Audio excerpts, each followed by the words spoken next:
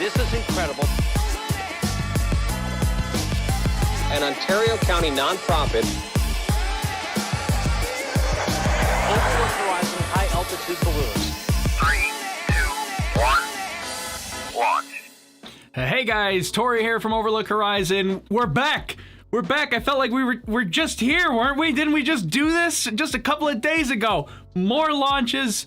We're not slowing down. We got another SpaceX launch happening tonight, which is SpaceX's Starlink 7 launch, or we're calling it Starlink 7. There's a bit of controversy about what the naming structure is, because technically this is the 8th Starlink mission.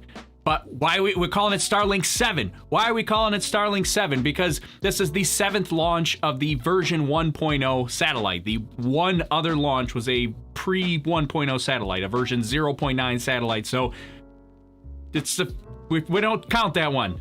I don't know why, but this is Starlink L7, or Starlink 7 for short. So that's what we got. We're here. We're back again. If you're watching the replay later, today is June 3rd, 2020, and if you want to skip ahead, there will be timestamps in the description below, as well as the pinned comment if you're watching this back on YouTube. So hello, everybody. Thanks for coming back. Obviously, you guys didn't have enough rocket launches or rocket talk over the weekend, so we're back for more today. We've got the event list back up. This is a new feature from the Demo 2 mission that I'm going to keep around for quite a while here, because I think it helps out. You guys let me know what you guys think in the comments. You like the events list? I feel like it helps. I actually added some stuff to this, and interesting note, a regular Falcon 9 launch with a Starlink or satellites on board has a different events list than Crew Dragon. Now you would think, okay, well that makes sense. There's no Crew Dragon on board, so obviously we're not doing any of the Crew Dragon stuff. But even like weird little things like the strongback retraction happens at a different time during Falcon 9 satellite launches than it did during Crew Dragon. And I don't know the answer to why that happens. It just does. And during Crew Dragon, it happened at T-minus 4 minutes and 30 seconds. Today, it's going to happen at, I think it's T-minus 3 minutes and 30 seconds, so it's like a minute later. And I don't know why. If anybody knows why, let me know. But, so we got the new events list, and this is a little bit more detailed than we had the other day. I added some more interesting things in here. I think it's pretty accurate. I pulled this from a really old timeline, so there's a chance that maybe some of these, the timing is off a little bit. All these things are going to happen, but I think I have the timing correctly. If you see anything that I did wrong, you let me know. Hey, GVA Morning Show. Thanks for the super chat. Appreciate it. SpaceX at it again. I know we've got a whole bunch of stuff lined up here for the next couple of weeks, but obviously Starlink 7 here today, launching 60 new Starlink satellites into low Earth orbit. This is for SpaceX's satellite internet service, their low latency internet service that they want to provide worldwide. Now, we're not anywhere near worldwide coverage yet at this point, but eventually they're going to get there. They're going to get to a point where it's worldwide coverage and you'll be able to get lightning fast internet services no matter where you are. The middle of the Pacific Ocean, lightning fast internet. Middle of the Sahara Desert, lightning fast internet. Gonna get it all at some point, but we're not quite there yet, but we're getting there. We're building up to it, and this is going to put us at 480 satellites in orbit. 480 Starlink satellites tonight. Feels like just a few months ago that they were just putting up the first 60. Now we're up to 480. So it's building up faster than it feels like, but it's happening, and potentially beta service before the end of the year. Beta service to some people before the end of the year. If you're in the northern portion of the United States or in Canada, they're looking at beta testing already. Actually, I think it's going to be well before the end of the year, because they said within 3 months, and that was like a month or two ago. So, but then we did have the whole pandemic thing that kind of cropped up since then. But aside from, in a couple of months, we should have beta service. So we'll see. Hey, Laura, thanks for the super chat. Appreciate it. She says, Tori, Michigan loves you.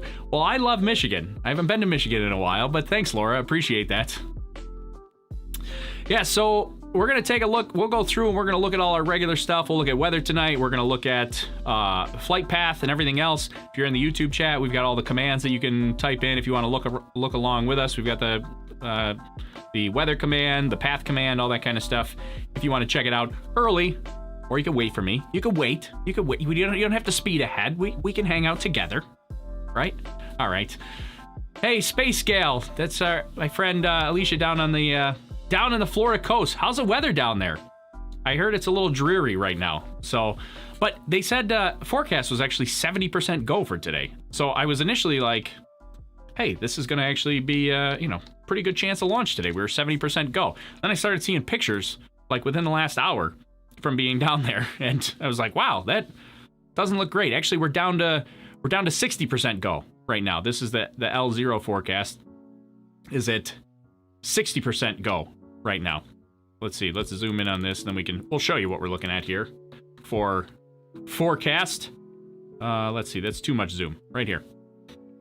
So here's our mission execution forecast from the 45th Space Wing. This is from the U.S. Space Force, the weather squadron down there, 45th Space Wing, that does all the weather forecasting for launch commit criteria. Now this launch, a lot fewer criteria when it comes to weather, because we only have to launch the rocket. We don't have to worry about abort scenarios or anything like that. We're planning on landing the booster today.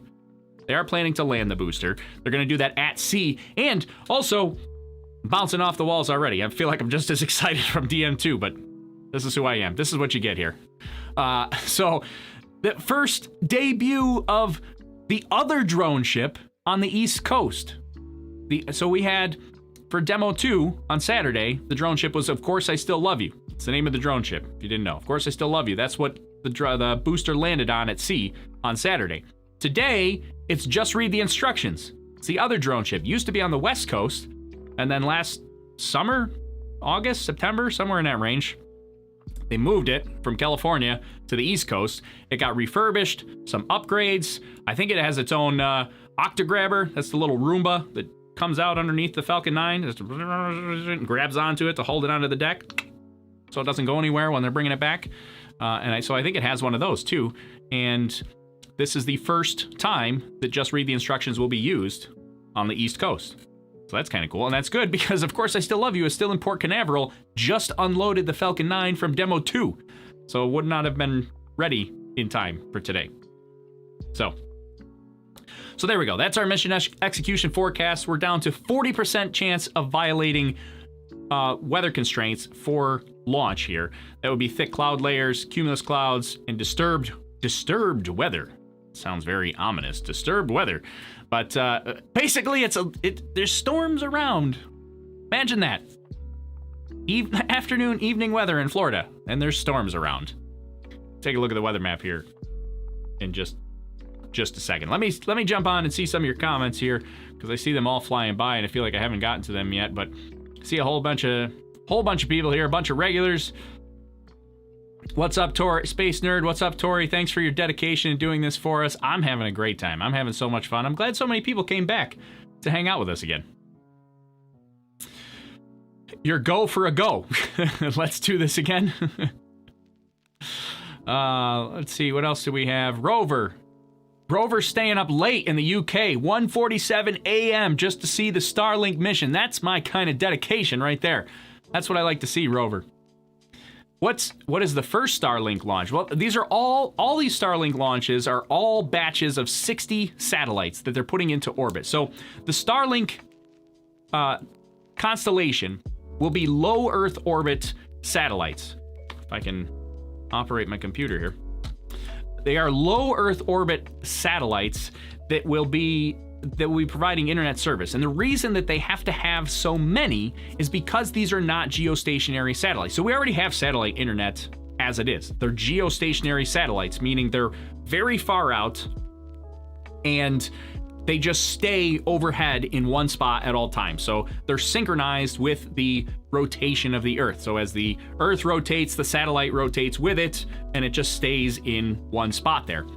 These are going to be low Earth orbit satellites, so they're much closer. I wish I didn't bring a diagram. I should have brought a diagram. I have a globe, but it's back there.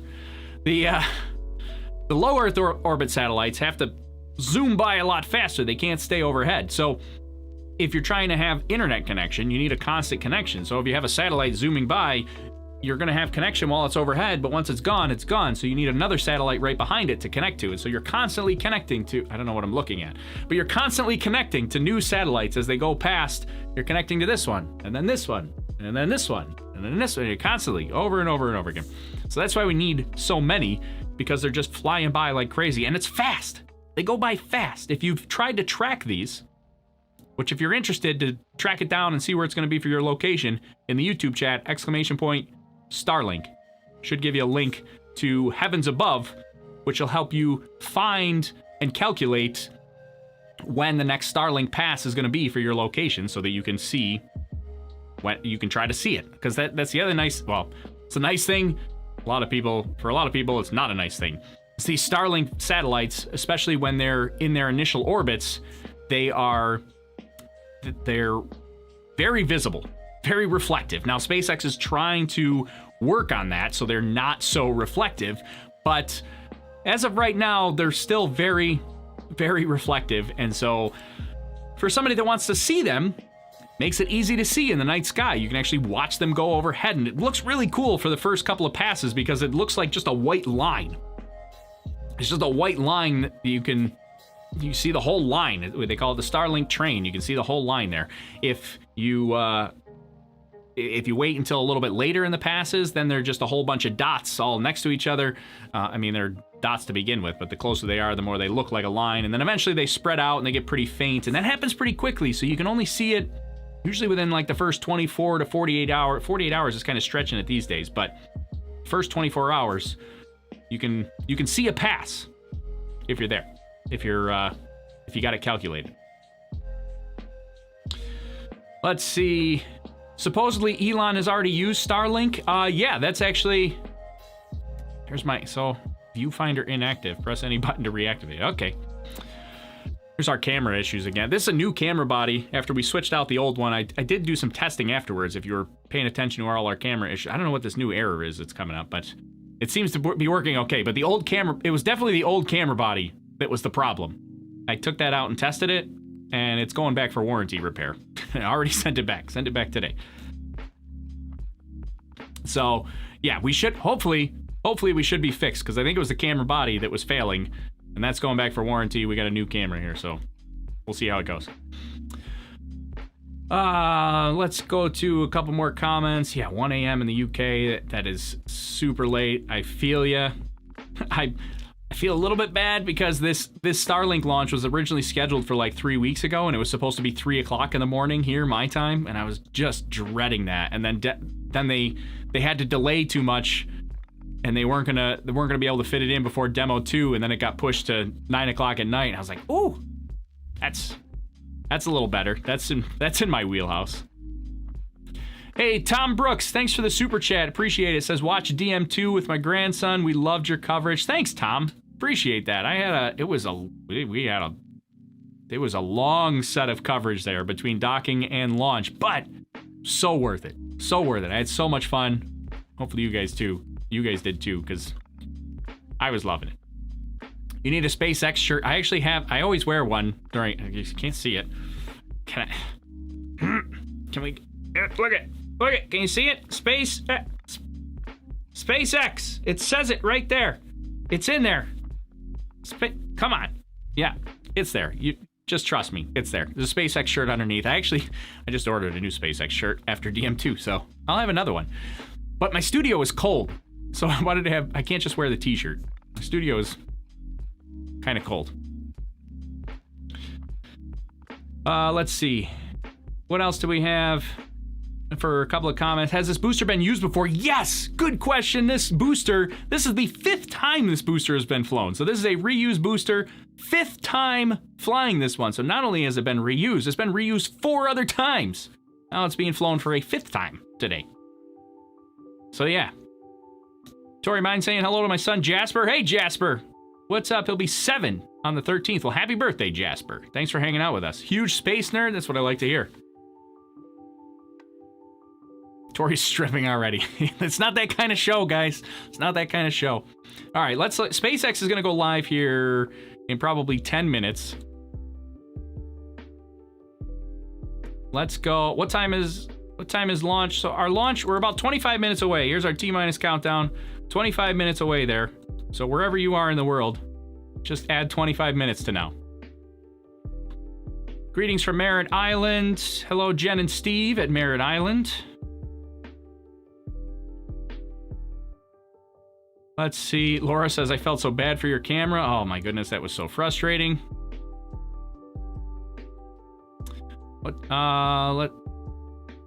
Just going back through a couple of the Facebook and Periscope side of things. Alicia, Space Gals, 3 miles away right now from on the Cape Canaveral Space Force station. That's pretty awesome. You must be, are you on like the NASA Causeway or something like that? Or are you at the press site? No, you said you're on Cape Canaveral Space Force, so you got to be like near the NASA Causeway, right? Good to see you again, Sally. Hopefully we're good to go.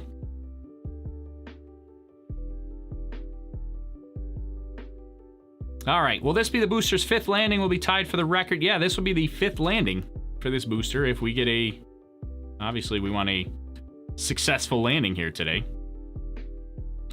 All right, let's pull up our weather so we can see what's going on, because it is a bit overcast down at the Cape right now. And our weather chances, our probability of launch went down a little bit between yesterday and today. Yesterday was 70% go. Now we're 60% go.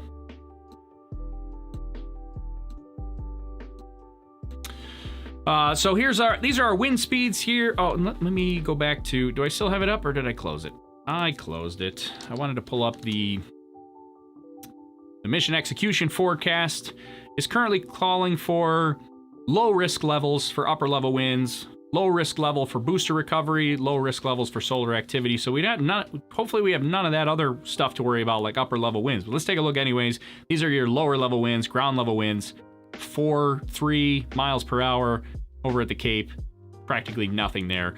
Upper level winds, a little more moderate, but still nothing that the Falcon 9 can't handle. 30, 40 mile per hour winds, that's not bad. In the direction of travel even better for the Falcon 9, and it's gonna pop up over those winds before it even hits these higher levels, which are 60 mile per hour, but even that is not that bad. I mean, we've seen the Falcon 9 get scrubbed for upper level winds, usually at like 100 plus mile per hour winds. So these are our upper level winds, not too bad. Radar, here's our concern, I think, is precipitation and flying through precipitation and radar here, because this is what? This is Antarctica. Nope, this is Alaska. Man, I don't know why the map does that every once in a while. So here's what, this is our radar forecast here. Can we look at radar? Oh no, this is current radar. Current radar, see, I'm all screwed up because our marathon sessions earlier in the week, we were looking at weather like 5 hours prior. We're like 15 minutes prior to launch. This is way different than before. Anyway, so here's the current radar down at the Cape. So you see we've got all this precipitation around. They don't want to launch through precipitation. Can't launch through precipitation. No good. But we do have a hole here. There's a gap. There's no precipitation here. As long as that holds off, they'll be able to launch. That's plenty of clearance there for them to launch. So, but that's the concern. We've got all of that. And then we've also got to worry, they've got to worry about clouds. A lot of cloud coverage, but this map is really difficult to tell what the cloud coverage is gonna, oh wait, we can do it this way. Yeah, we got 100% cloud coverage for middle clouds, high clouds, 100% coverage. Total cloud cover, yeah, 100%. It's really hard to tell like how thick the clouds are in this weather map here. So that's your real big concern. Like you can't fly through thick cumulus clouds or big anvil clouds or anything like that. But you can fly through clouds, just not thick storm clouds. That's really hard to tell on the weather radar here. But that's what we're looking at for weather radar. James says it's pouring here in Florida. No way it's launching. Where in Florida are you, James? You don't have to give me, you know, like, I'm not looking for a street address, but like, give me a rough idea. Where are you located?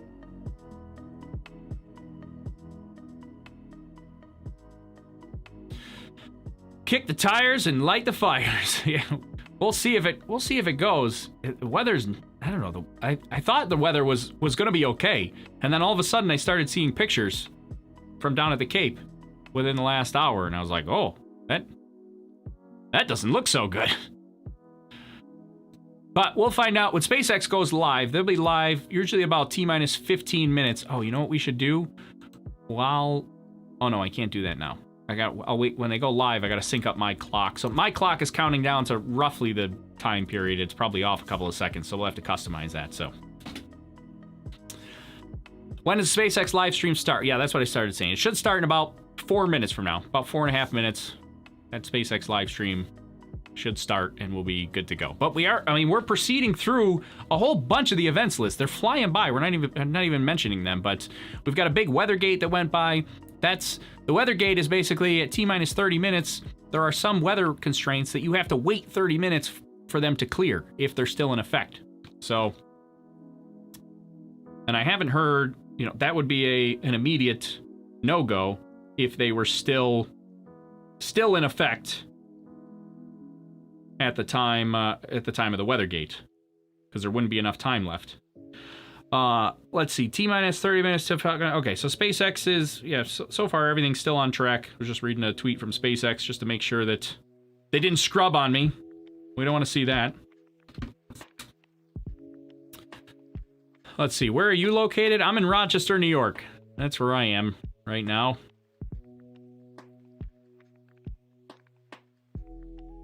Let's see, and we're going to have the SpaceX stream. We'll be up here, and we'll be live on here in just a minute. Hey, Fritz46, thanks for the super chat. Appreciate it. It says, it's always fun to be here. I tried to do this last weekend after your 10-hour marathon, but it didn't work for some reason. I know, that was a long one. That was definitely my longest live stream by far. 10 hours. Whew. I was exhausted after that. And when we had to do it again, we didn't do it quite for 10 hours. I don't remember how long we did the docking one for, but that was a long one. Washington Rada, over on Facebook. Not sure how I found you, but the live here seems cool. Well, thank you, Washington. We have a fun time. We chat it up. We have a good time. It's a lot of fun. At least it is for me. I hope you guys are having fun, too. All right, let's go. Let me look at the... We're going to look at the flight path here. Give you an idea on where we're traveling here today so you can have a rough idea on what to expect. So as I mentioned before, they are landing the first stage booster here. We could take, I wasn't going to show the 2D graphs here, but we can take a look at the 2D graphs. So you've got the second stage here, obviously, that goes up and over, travels into orbit, and then this blue line here, this is the first stage that comes back. It's landing out at sea, so only 2 burns. An entry burn to slow it down as it comes in the atmosphere, and then a landing burn as it actually lands on the drone ship. New drone ship, well, not new, but new for the East Coast. They moved it, West Coast to East Coast. That's the drone ship. Just read the instructions. So you can see the altitude there, and then where it's going to land, which is about, I forget the exact timing, but I think it's 8 minutes and 50 seconds-ish. Is that right? Might be wrong on that. I can't remember the exact timing that it is for Starlink missions. But let's take a look at the 3D visualization. That's really what we're here for. And this is where we're heading. So it's kind of a similar trajectory as the Demo 2 mission. Now, the space station is out of the way, so there's no chance of colliding with the space station or anything like that. But we're the same general inclination, meaning we're heading in a northeastern trajectory here up the east coast of the United States. And you can see, let's see if I can manage to, I always struggle trying to, I need to get in touch with Declan, who made the Flight Club. See if he can teach me how to navigate this a little easier. Let's see, this way, and then this, yeah, and then like this, and then, okay, there we go. That's what I was trying to do. So here you go. This is the general flight path that we're going to see here. You're going to get liftoff. Different launch pad today than we had the other day. This is Slick 40, which is 2 pads south. So we launched from 39A, which is up here, the big historic pad, Apollo 11, Space Shuttle, all that kind of stuff was up at, that's where Falcon Heavy, Crew Dragon launches at 39A. Then you've got pad 41, which is United Launch Alliance, and then pad 40, which is behind me, you can't see it right there. Pad 40, that is SpaceX. So they are launching from here. It's a little smaller pad. They can only launch Falcon 9 from there. No Falcon Heavy, no Crew Dragon from here. But that's where they're launching from here. And they're going to head out to sea, northeast. You'll get booster cutoff here, separation, no boost back burn because they're going to continue out to sea.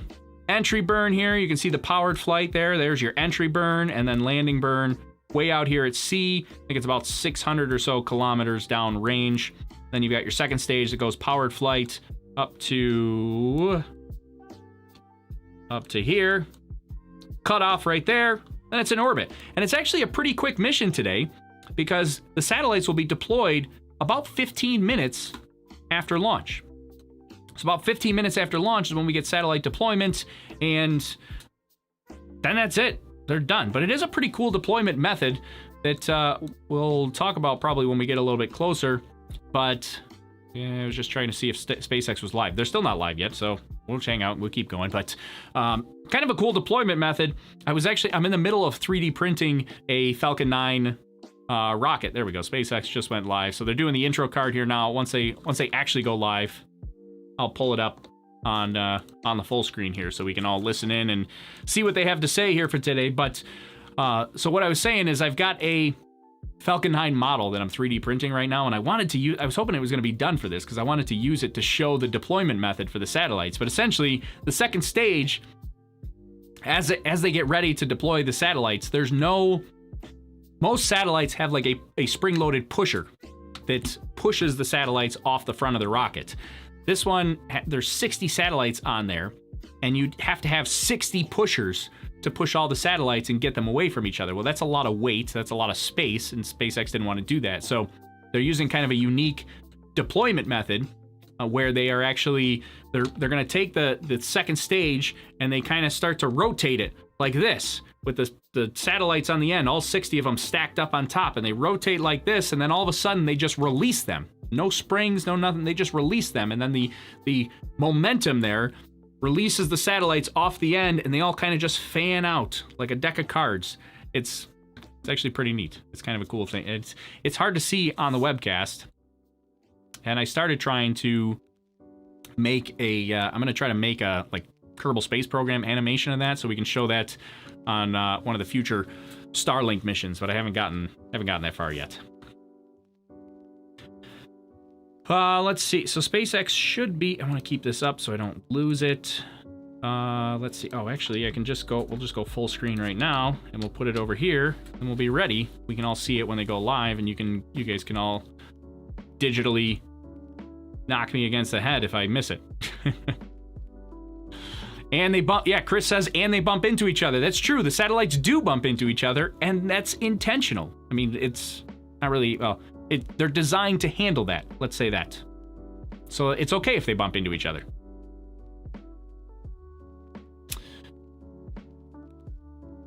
That Elon internet's going to be special. I know, I'm pumped for that, especially because today we're going to see, hopefully this goes well, but just to add to my technology troubles, all day today, been having internet troubles.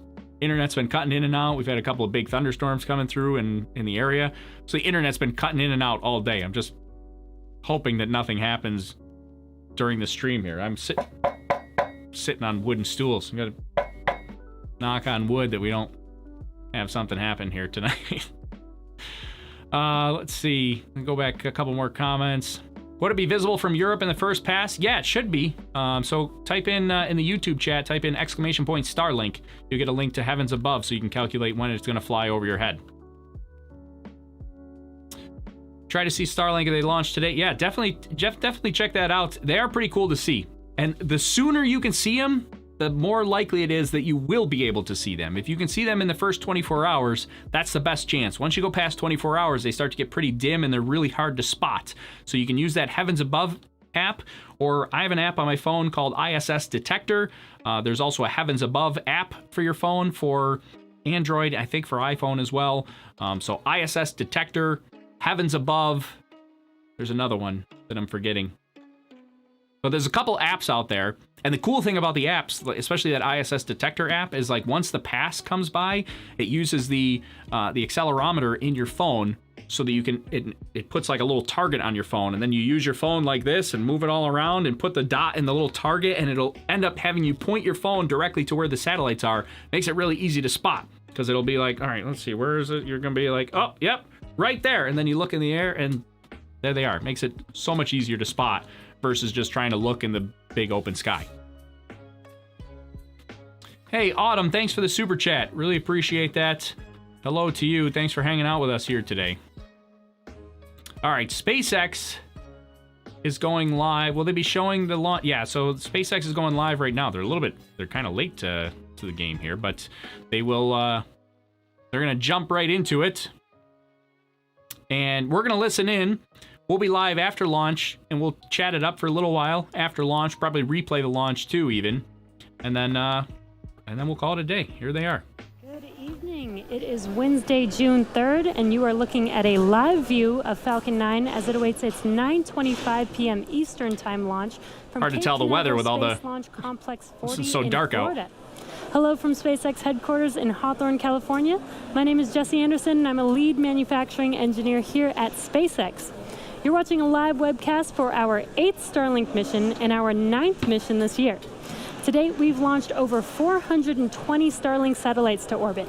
As a reminder, Starlink is a constellation of satellites that can provide high-speed, low-latency internet all over the globe, particularly in remote or rural areas where connectivity is limited or completely unavailable. This latest launch comes on the heels of our historical first launch of humans over the weekend. In case you missed it, we'll give you a quick update on that later in the broadcast. At T-minus 9 minutes, all systems are go for an on-time liftoff this evening.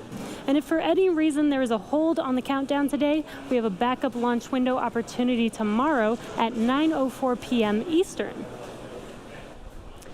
You're looking at a live view of Falcon 9, our 70-meter two-stage liquid-fueled launch vehicle, getting ready for launch from Space Launch Complex 40, or SLIC 40.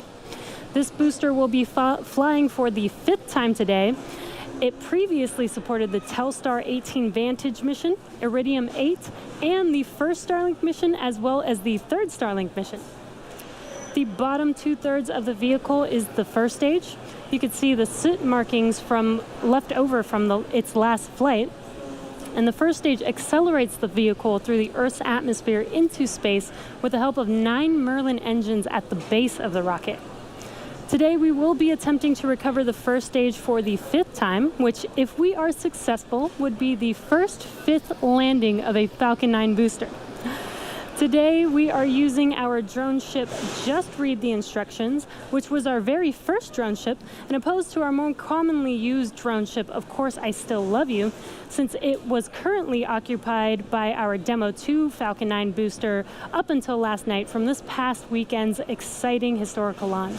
Look at those photos. Those are pretty sweet looking. You can see the NASA worm still. Stationed about 350 nautical miles northeast of the Cape and about 200 nautical miles east of Charleston. Above the first stage is the second stage, which has a single Merlin vacuum or MVAC engine, which ignites after the first stage separates. The second stage is what will carry the Starlink satellites into an elliptical orbit above the Earth's surface. From there, they will use their propulsion system to move up to their operational altitude of 550 kilometers. And Falcon 9 has been loading propellant since T-minus 35 minutes. And as a reminder, we use a rocket-grade kerosene, or RP1, as our fuel, and super chilled liquid oxygen, or LOX, as our oxidizer to power Falcon 9. And currently, RP1 and LOX are nearly fully loaded on both stages, and LOX will continue to be topped off right until the last minute of the countdown. The stack of 60 satellites is safely enclosed inside of the 17-foot diameter payload fairing, which you can see on your screen. That's that pointed structure at the very top of the rocket. This protects the satellites from the aerothermal heating, aerodynamic loads, and contamination during ascent. But once we reach the vacuum of space, we no longer need them, so we will jettison the fairing as the second stage continues on its journey to orbit. We will be attempting to recover the fairing halves today using our recovery ships Mystery and Mischief. At approximately T plus 40 minutes, the team will perform a poll to confirm if we're all good to make a catch attempt, and weather plays a factor as well as telemetry of the fairing, its altitude, position, and speed. And we were watching some thick clouds earlier, making sure that we are good for weather, just like we did in last week's launch, Demo 2 launch, constantly checking on the weather. But today, we are currently go for weather at T0. So with that, the vehicle, satellites, weather, and range are all looking good for an on-time liftoff, just about 5.5 minutes from now.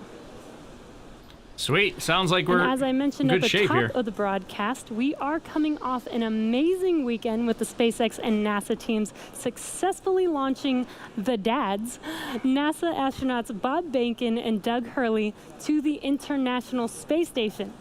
Our second demonstration mission, or what we call Demo 2, lifted off from historic Launch Pad 39A at Kennedy Space Center on Saturday, May 30th, and 19 hours later docked with the International Space Station. The mission marks the first time a commercially built spacecraft has launched people to the space station, and the first time in nearly 10 years that the U.S. has launched astronauts into space from U.S. soil.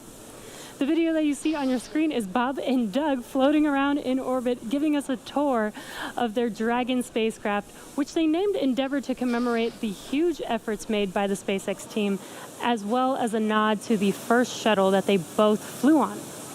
Demo 2 is an end-to-end flight test from launch to docking to splashdown.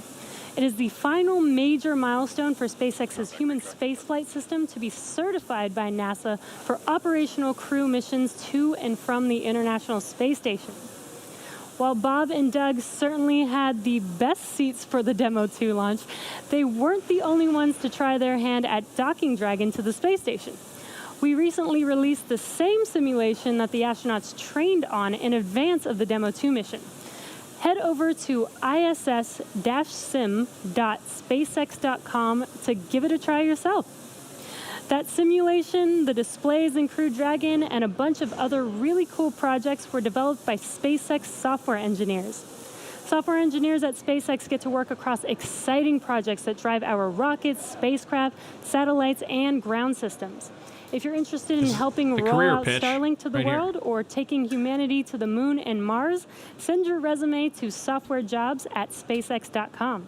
What do you think? Should I apply? We will also be setting up a Reddit Ask Me Anything, or AMA, with our software team in the next week or so. So stay tuned to our social media accounts for details on that. That's kind of cool. Once Demo 2 is complete, the SpaceX and NASA teams have reviewed all the data for certification. NASA astronauts Victor Glover, Mike Hopkins, Shannon Walker, and JAXA astronaut Soichi Noguchi have been assigned to fly on Dragon's first 6-month operational mission, which we're calling Crew 1, which is targeted for later this year. We are currently 2.5 minutes from liftoff, and Falcon 9 is now moving into the final stages of the countdown. The first and second stages are both nearly fully loaded with 1 million pounds of kerosene fuel and liquid oxygen. Super chilled liquid oxygen, which, as I mentioned earlier, is our propellant oxidizer, is what's creating those white clouds that you see around Falcon 9 when it's exposed to the warmer ambient air. You can see that on your screen there. First stage should finish prop loading, actually already has finished prop loading at T-minus 3 minutes, and second stage is coming up on finished prop loading at T-minus 2 minutes. At T-minus 60 seconds, Falcon 9 will be in startup, and that means that the rocket's autonomous internal flight computers have taken over the launch countdown. So with the Starlink payload continuing to be healthy, the F9 teams, Falcon 9 teams are tracking no issues on the rocket. Weather is still looking good, and the range is green for launch. So we are at T-minus 1.5 minutes from liftoff. Here we go. All right, here's the last. This is the last big vent right there. These are ground gas closeouts here. It's that last final vent before launch. So we're pressing for flight here now. We'll continue with liftoff at T0. Going to be in startup in about 12 seconds. I'll be quiet through the launch, but stick around afterwards because we're going to chat it up. We'll answer some questions. I'll get to your comments here because I see them all coming through, but I'm going to turn it up so we can hear the audio And I'm going to get all this stuff out of the way so we can listen in and we can watch. Once I get to 30 seconds, Startup. And I'll there's get rid that of all the call-out. stuff The here. Falcon 9 is in startup. should get a go from launch from the LD here. Go for launch. That's the launch And director. at T minus 45 seconds, there was that call out for go for launch. Again, that was the Falcon 9 rocket making that decision autonomously. Now we are T minus 30 seconds from liftoff of our Starlink payload tonight. So let's listen in and watch liftoff. Here we go. Let's do this. Launch time. T minus 15 seconds. We're going again. It's gonna get loud. 10, 9, 8, 7, 6, 5, 4, 3, 2, 1, 0. Ignition. Liftoff!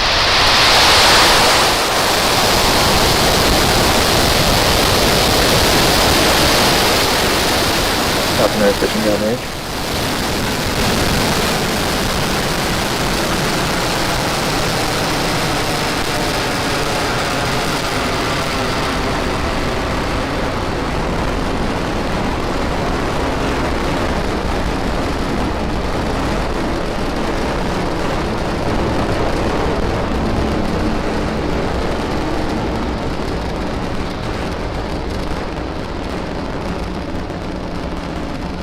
We are T plus 40 seconds into flight, and Falcon 9 has successfully lifted Power off telemetry from nominal. Pad 40 at Cape Canaveral Air Force Station, carrying our Starlink payload to its targeted drop-off orbit. Moments ago, we did throttle down our engines in preparation for Max Q, and that is the maximum aerodynamic pressure, which is the largest Vehicle structural supersonic. load that the vehicle will see. That's coming up here in a few seconds. Coming up on Max Q here. Max Q. Boom, right on And there's schedule. that call out that we have just passed through Max Q. In about a minute, we will have 3 events happening back to back. The first of which will be main engine cutoff, or MECO. This is where all 9 M1D engines shut off to slow the vehicle down in preparation for the second event, which is stage separation. Stage separation is where the first stage separates from the second stage, with the first stage starting to make its way back to Earth for landing, and stage 2 continuing on its journey, with the third event called SES-1, or Second Engine Start 1. And that's where the MVAC engine lights up on the second stage and propels the second stage along with the Starlink satellites to its drop-off orbit. All right, so we're coming up on MECO here now. That's in We are about at 30 T seconds plus from now. 2 minutes and Be 5 MECO. seconds, so we're just about 25 seconds away from those 3 events. Again, that is MECO, stage separation, and SES-1, or Second Engine Start 1.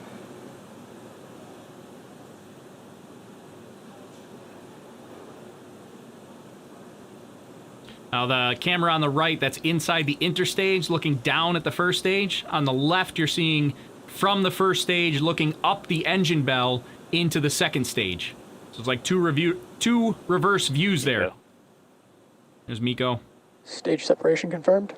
All right. Separation.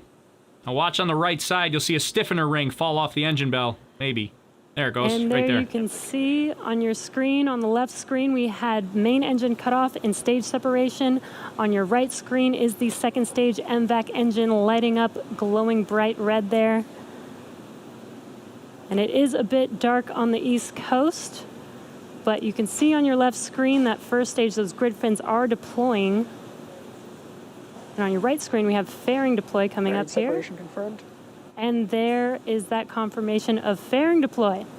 The fairing, Now let's look, you can see it if on the those left. fairing on the- halves can be recovered left. by a recovery. You could see it on the left of the engine bell there. It was just barely visible, but you could see it on the left of the engine bell. That will happen around T plus 40 minutes. So check in with our social media accounts for updates on those fairing halves.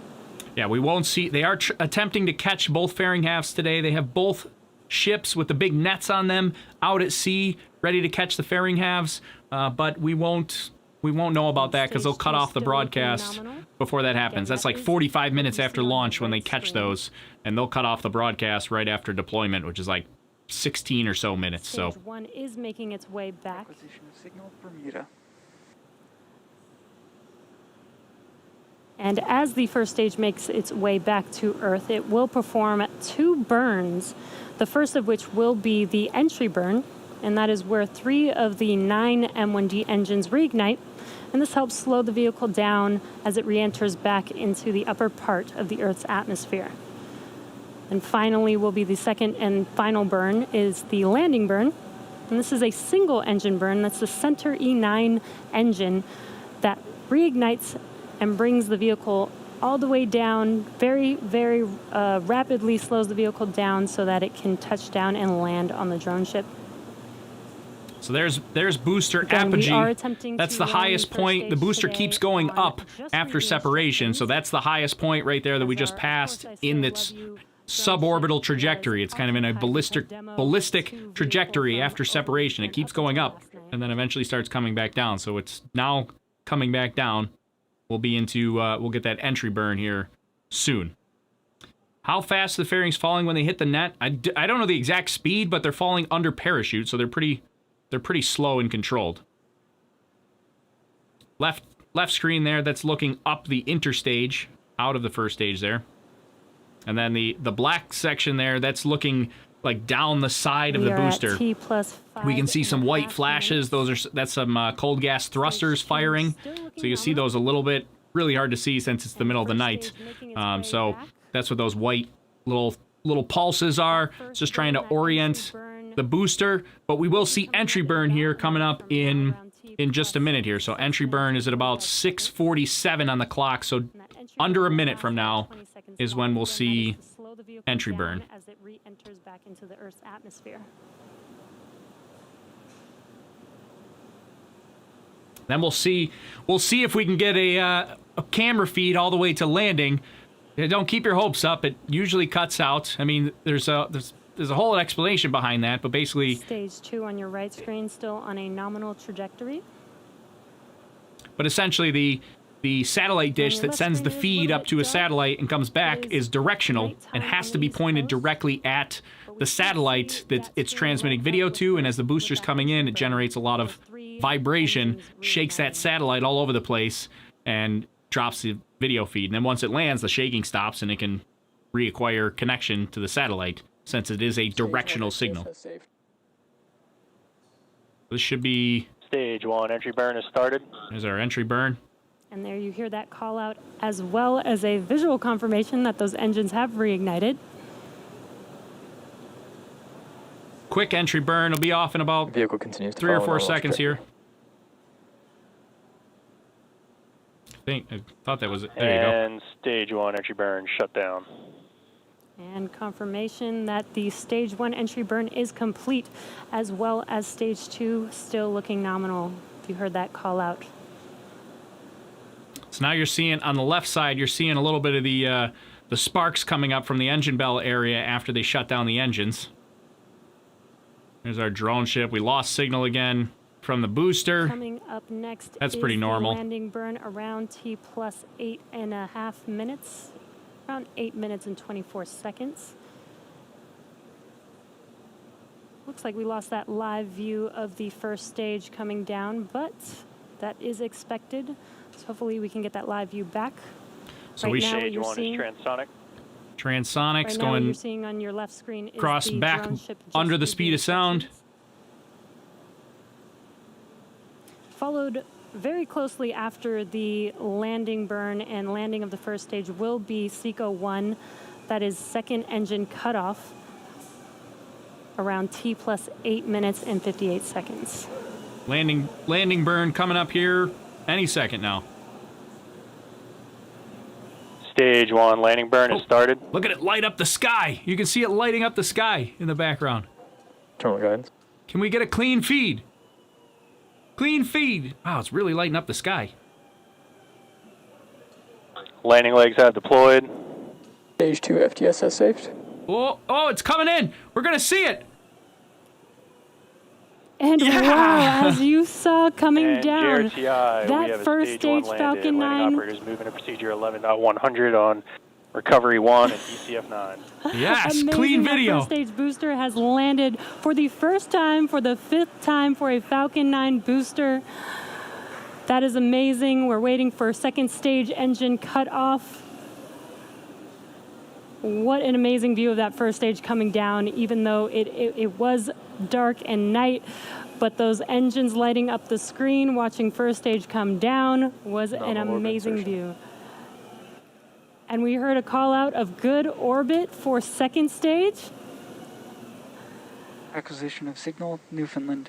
And now that second stage is going to, now that second stage is in a good orbit, it's going to coast for a few minutes.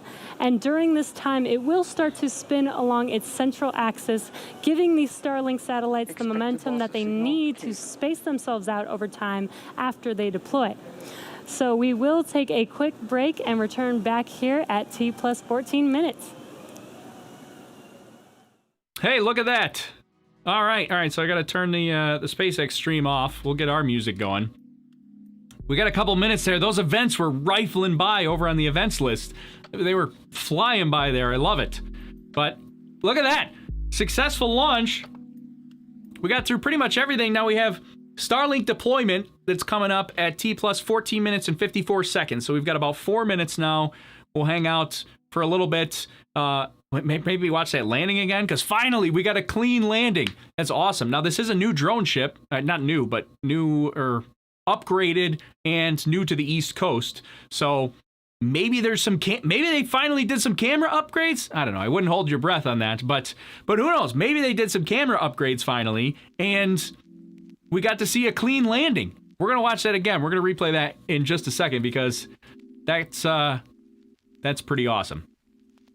So let's see so Starlink deployment coming up in just a couple minutes. The fairing catch is at T plus 45 minutes. We won't see that. They won't show that. They will end their stream well before that happens. They'll be done. The stream will go dark, so we won't see it. The only way we get news on whether or not they caught the stream, Twitter. Gotta follow Elon Musk or SpaceX on Twitter and we'll get news, or follow Overlook Horizon on Twitter because I'll retweet it. So anyways, yeah, we're gonna replay that in just a second, and let me get to a couple of comments. Do we get to see the satellites separate? Yes, we will see the satellites separate. So we got a couple minutes. They're taking a break. We'll see that in about 3 minutes. They'll come back and they'll show that to us.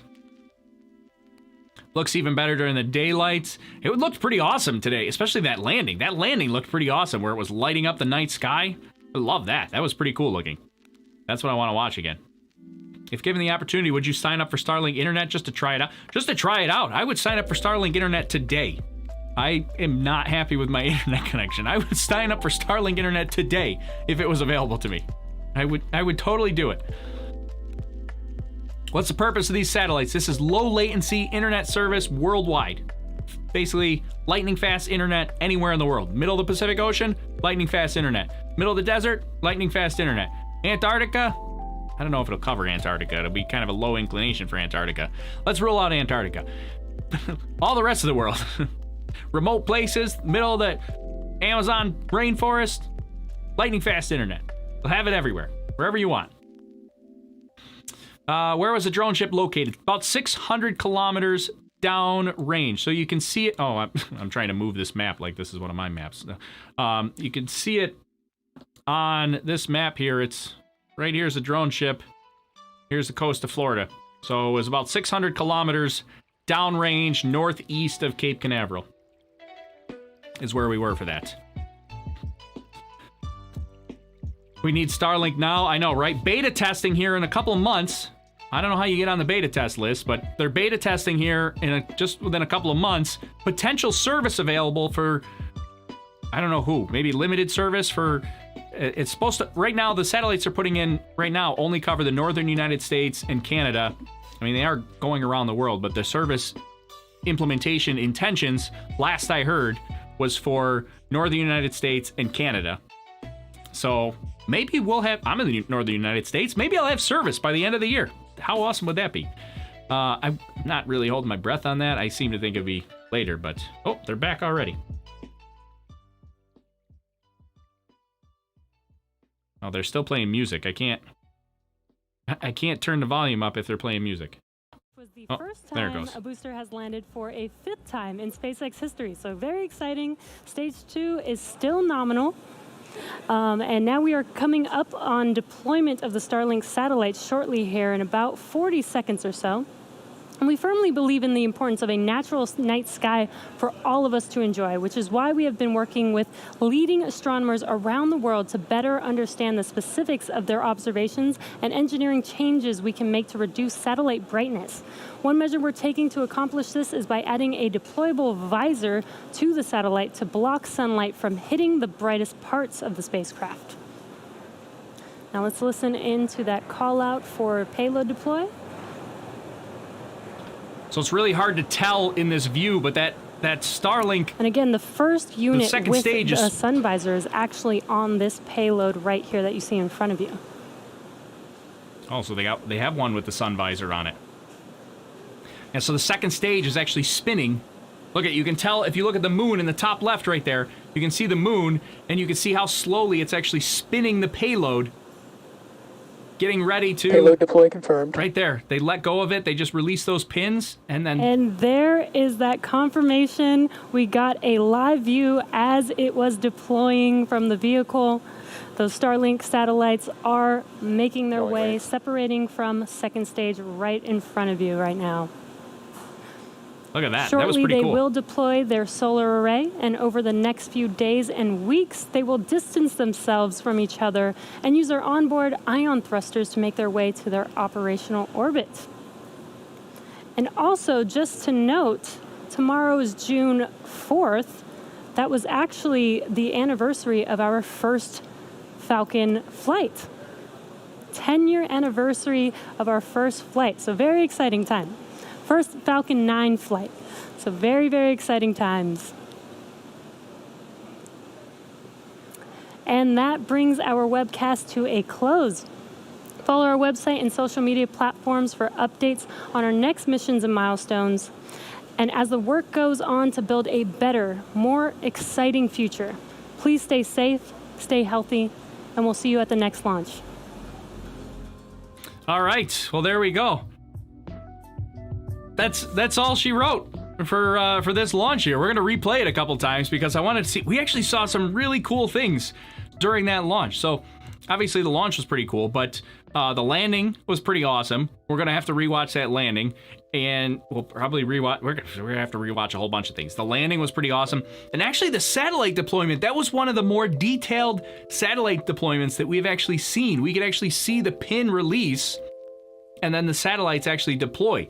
That was pretty cool to see. I don't know if I've ever seen that before, where you could actually see that pin release like that, and then the satellites actually deploy. And it was cool to have the moon in the background because you got that perspective of it spinning like that. I mean, it's not quite that fast, but it's spinning so that when that releases, they just fling off the end gently, kind of crash into each other a little bit. They're designed to do that. And then they're off to the races, off in orbit.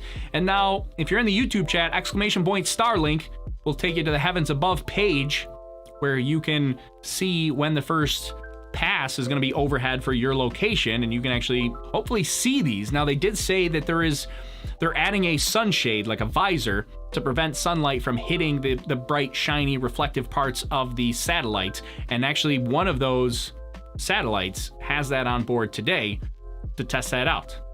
So it'd be kind of interesting to see how well that works out, because I know a lot of people are upset, especially in the astronomy community, about how bright these satellites are and ruining astronomy pictures at night. And we're only up to, this is 480 satellites now.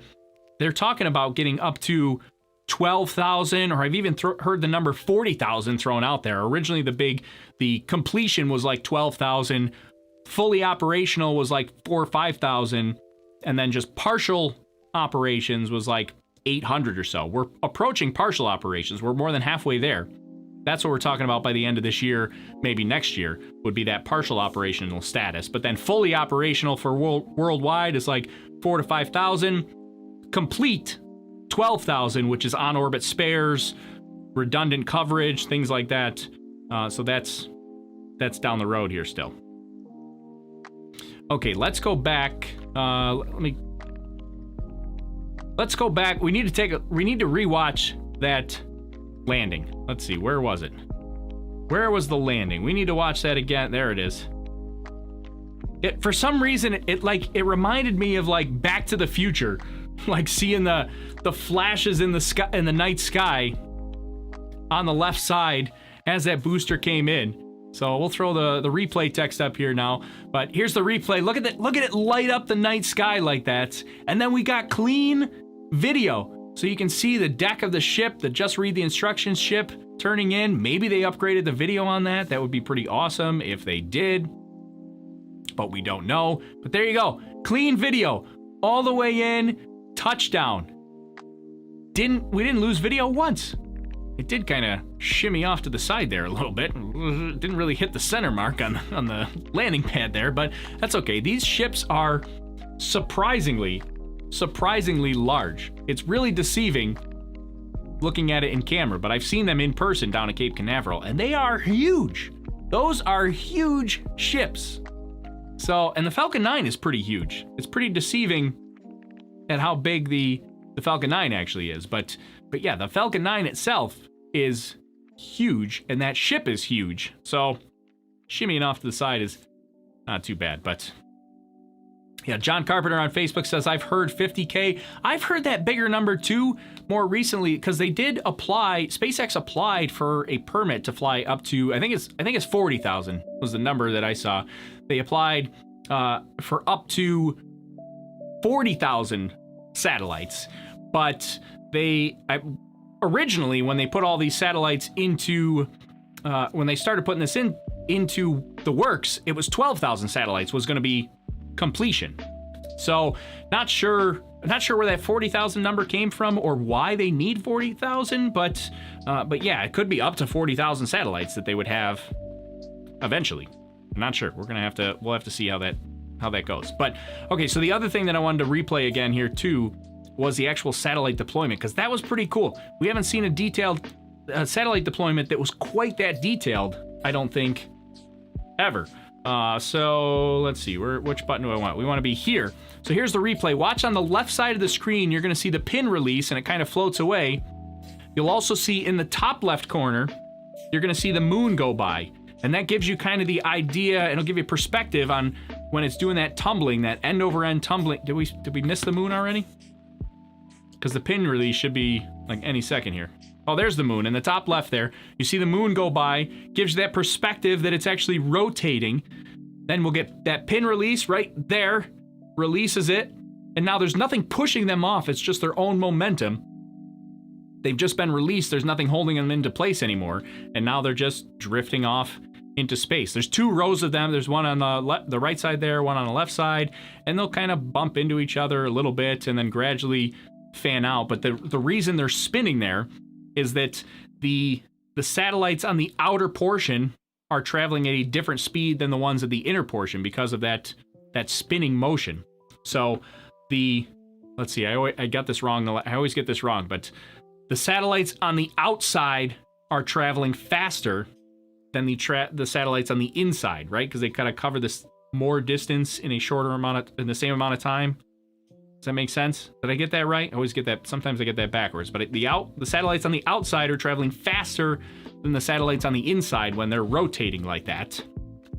And so when they get released, they just naturally spread themselves apart because there's a little bit of difference in velocity there. How many satellites are there already? So with today's launch, there were 420 before today. And with today's launch, that puts them at 480 satellites that they now have in orbit. So we're just shy of 500 satellites. Now, partial operations is about 800. That's just northern United States and Canada, from what I've heard. Then full operation, where they can offer it in a majority of the world, is like 5,000 satellites. So we got a long way to go for that. We got like 10 times the satellite capacity that we got to get to for that. That's about 5,000 satellites. Then now this is where it gets a little bit confusing, because fully equipped, the number that I heard originally was 12 12,000-ish satellites. That was on-orbit spares, redundant satellites, full coverage, the whole globe. But then, like we mentioned earlier, we've got this other 40,000 number that I don't know.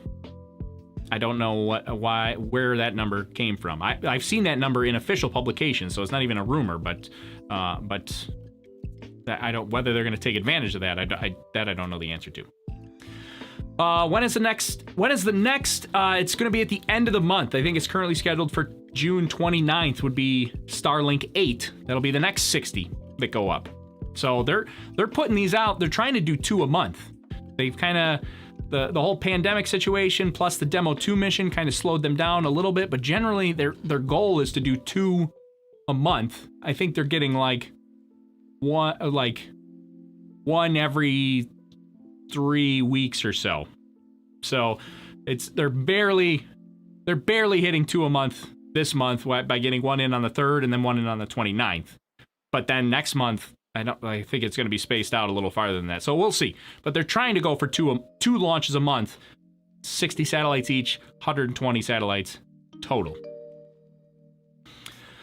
Let's see. Let me go back. Autumn Lucier. Thanks for the super chats. I saw those a while ago, but we were in the middle of launch, so I couldn't say thanks for that. So thanks, Autumn. Appreciate the super chats there. David said, I just saw the pass over Dublin already. So David's already seen it over Dublin. If you want to see where Starlink is going over your overhead for you, if you're in the YouTube chat, type exclamation point Starlink. Forgot for a second. Exclamation point Starlink will give you a link to Heavens Above so that you can find where the satellites are passing overhead for you. And there's also some cool apps. There's I know it's for Android. I'm an Android guy. So I know they have a Heavens Above app for Android, and they have, there you go. Everybody's typing in the exclamation point Starlink. We only need one of you to type it. I did it again. My moderators are going to go off the walls because I told everybody to type in exclamation point Starlink all at the same time. But there's some cool apps available. I'm pretty sure they have them for iPhones as well, but they definitely have them for Android. They have a Heavens Above app, and they have one called ISS Detector, and there's some others too, but they will allow you to track the satellites for your location using your phone. And the cool thing is it'll use the accelerometer in your phone and help you point your phone towards where they are. Makes it really easy to spot where the satellites are passing overhead. Okay, so one other thing, we're going to take a look at the launch one more time, just in case you missed it, because that's always an exciting part. We'll breeze through, we'll go through launch, and maybe watch the landing one more time, and also maybe satellite deployment one more time here. So just in case you missed it, we'll get the replay going here, so that we can see it again, because it is pretty cool. And of course, who doesn't like to see it again? It was loud this time too, super loud. So here's your warning: if you're wearing headphones, it's going to be loud. 9, 8, 7, 6, 5, 4, 3, 2, 1, 0. Ignition. Liftoff.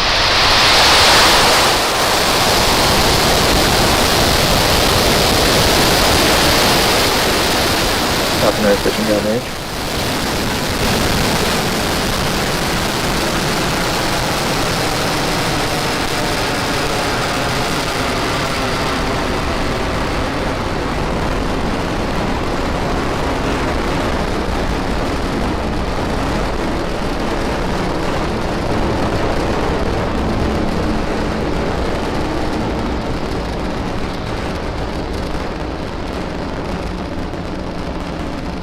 We are T plus. It's so loud every time. I love it. I wish I could play it on my. I've got like really nice speakers in here. I don't know how well the audio quality is. I've only ever listened to it in my headphones recently, so I don't know when they put those pad mics on. They've mic'd up the launch pad really well, especially when they launch at Slick 40. The launch pad we launched from tonight. They have really good microphones at Slick 40. They put microphones at the pad specifically just so we can hear the launch, and they have that really good setup for launches at Slick 40, and but I don't know what the audio quality is like. I would love to just have the bass just rumble and shake my whole house. I'm sure the neighbors would probably hate it, but I would just absolutely love that. Let's see. So, it's amazing. I could watch it over and over again and not get bored. I know, I'm right there with you. I could also watch it over and over again. Will these be visible tonight? Yes, some people have already seen them already. David, over on our Facebook page, said he already saw it in Dublin. So you can check out Heavens Above, the app, the website, check out ISS Detector. Mark Pallas on Periscope says, find Starlink for Apple. I don't know if that's is there a Starlink Apple app? I don't know about that. But maybe there is. Maybe there's a Starlink Apple app. I don't know, that's what Mark says on Periscope. In one line of Starlink, how many are there in one line? Says Rosa. So this is 60 satellites. It's all 60 of them together.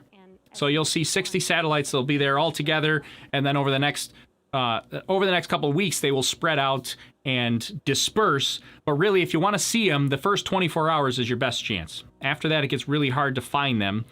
Some people can see them within 48 hours, 72 hours. It just gets harder and harder, especially if the moon is really bright. Starts to get even harder, which I think the moon is kind of bright right now. So it's going to be harder and harder to see them the longer it goes. So really, that first 24 hours, that's your best bet to take a look at those and to find those.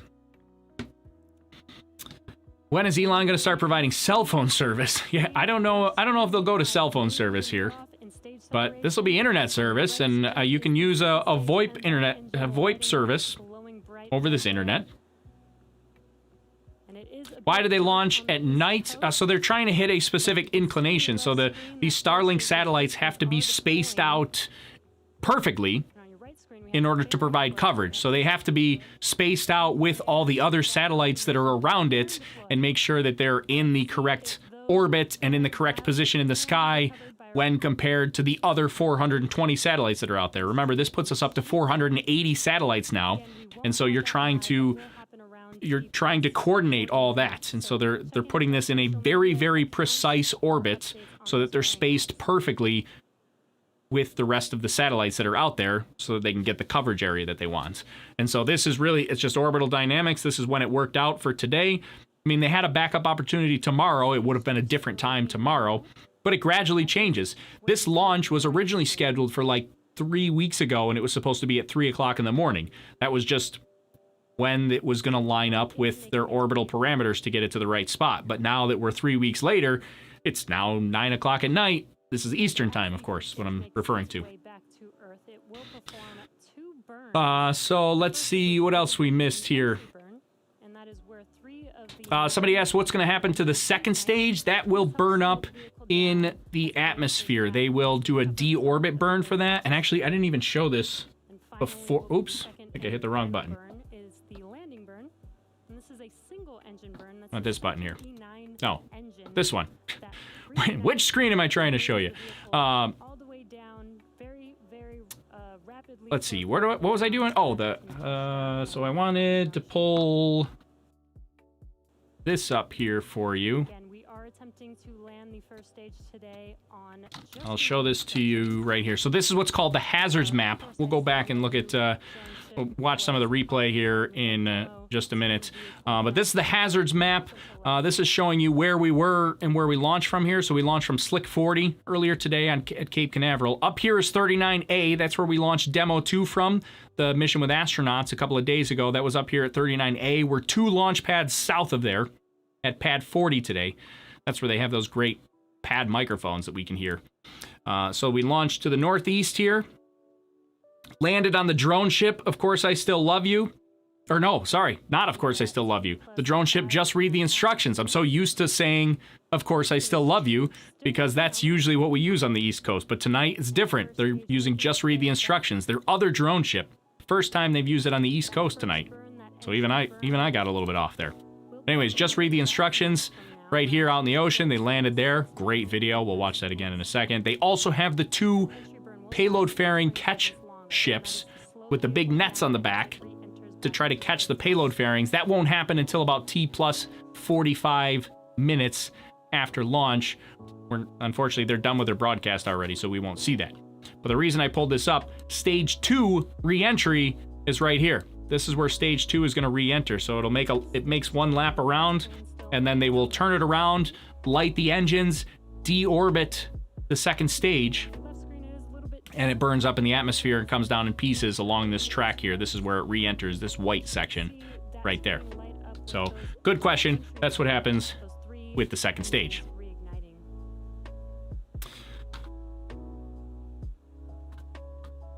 All right, let me get this stuff out of the way so we can watch the replay a little more.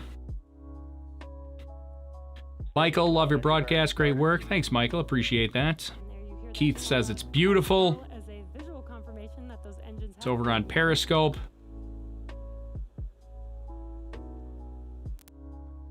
What about the fairings? Yeah, we're not going to know about those. We're not going to know about those for a while, and really they'll publish that on Twitter. What happens the second stage? Deorbits, burns up in the atmosphere. What coverage area of the first Starlink? Northern United States and Canada is what it is expected for the first bit of coverage. Northern United States and Canada. When do you think they're going to send the 2 people back to Earth? Don't know. Sometime 4 to 16 weeks. It seems like Crew 1 is on schedule. So if Crew 1 is on schedule, it will be towards the shorter end of that. So they might get the short stick and they might come home early. Looks like we lost that live view of the first stage coming down, but that is expected. So hopefully we can get that. See, a fraction better than the current ocean line. I don't know what that means. If the astronauts the other day need, oh yeah. Let's see. Let me go back or scroll way back up in the comments, see if I missed anything. Very closely after the landing burn and landing of the first stage will be.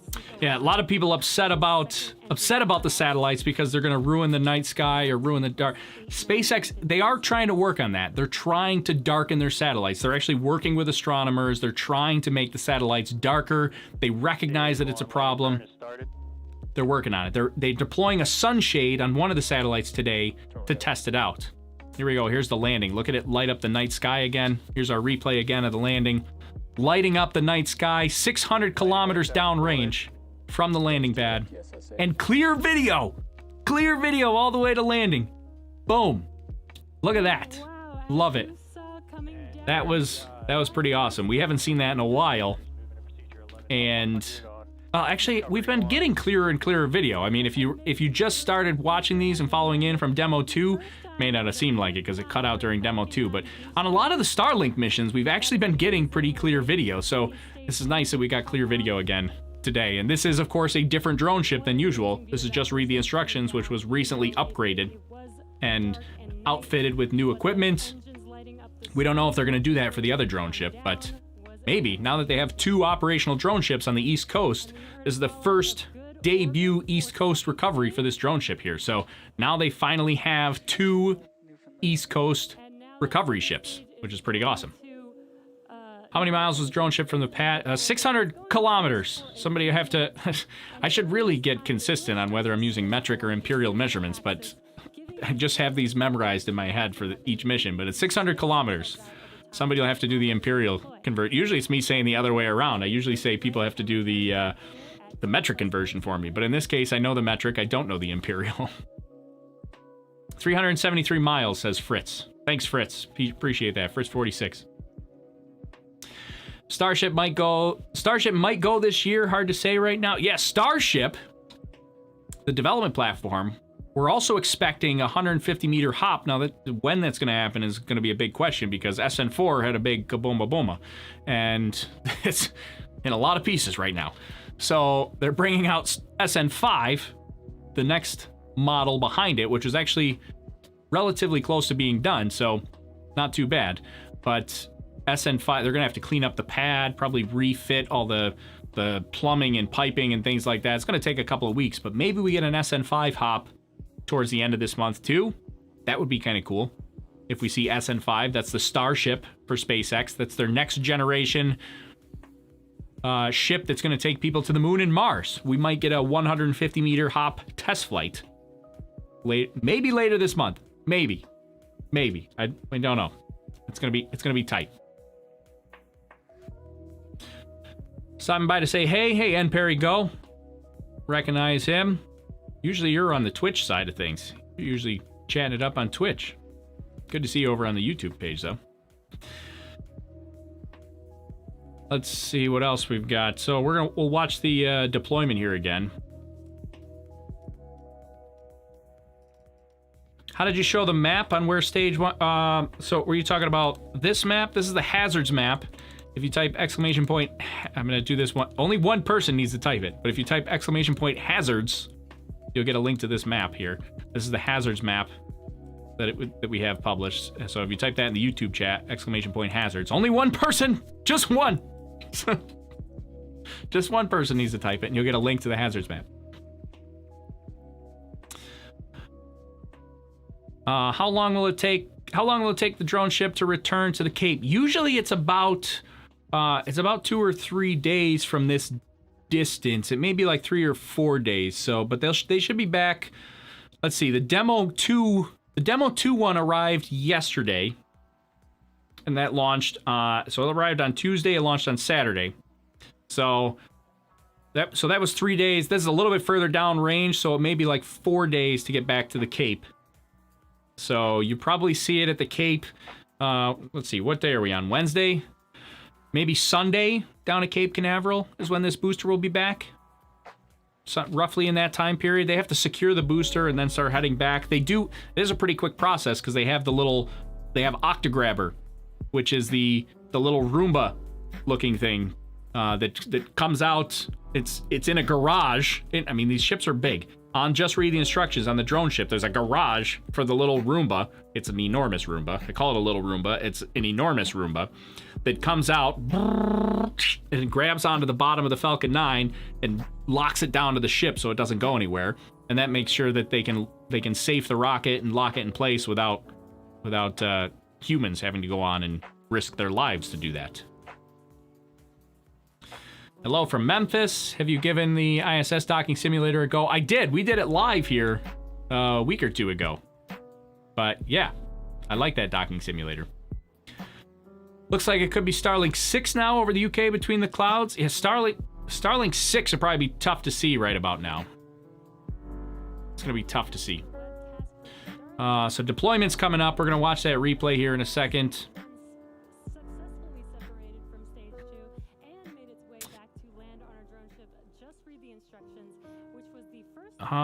Let's see, just going through a couple of these comments here, seeing if I missed any other questions. What secures the Falcon to the drone ship? That's the Octograbber, the big Roomba. Because big, little, it's all relative, right? It's big compared to a regular Roomba, little compared to the Falcon 9. Comes out autonomously, grabs onto it, locks it down to the ship. Is the new Octograbber, is this a new Octograbber? Does it have a name? It is a new Octograbber. I don't know. I don't think Octograbber is an official name. I think that's more of a fan name to begin with. So that's, I don't think we've given it a different name. Okay, so here's deployment here now. We mentioned this again, just in case you weren't here earlier. You're going to see deployment, and the way this works, the Falcon 9 is spinning like this. It's hard to tell, but you'll see the moon in the top left corner. That'll give you some perspective. In just a few seconds, you're going to see the moon come up in the top left corner. It'll give you the perspective on there it is right there, how fast it's spinning. And then they're going to release the pins holding it in place. It's on the bottom left. It's actually moving right now. You can see it coming out of place. Releases it, and then there's nothing that pushes them off. They're released. There's nothing holding them into place, and it's that spinning movement that provides them the momentum to basically fling themselves off into space. It's a very intentionally disorganized release mechanism, but that saves on weight and space because there's 60 of them. They're packed so tightly together. This is as much weight and space as you can fit in a Falcon 9 payload fairing. You can't fit anything else in there. They are packed to the gills with this payload fairing. And so in order to do that, they would on regular satellite launches, they have like a spring-loaded pusher system.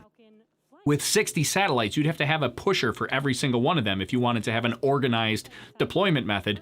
Here, they're saving on that by eliminating all those spring pushers and just holding them together, releasing the pin, and just letting them fly off into space. So it's a very disorganized deployment method, but intentionally so. They can even bump into each other and knock around, and that's okay. That's okay. They're designed to bump into each other. Please stay safe, stay healthy. We'll see you at the next launch. Are astronauts watching this up at the station? No, probably not. This would be really, really difficult for astronauts to see.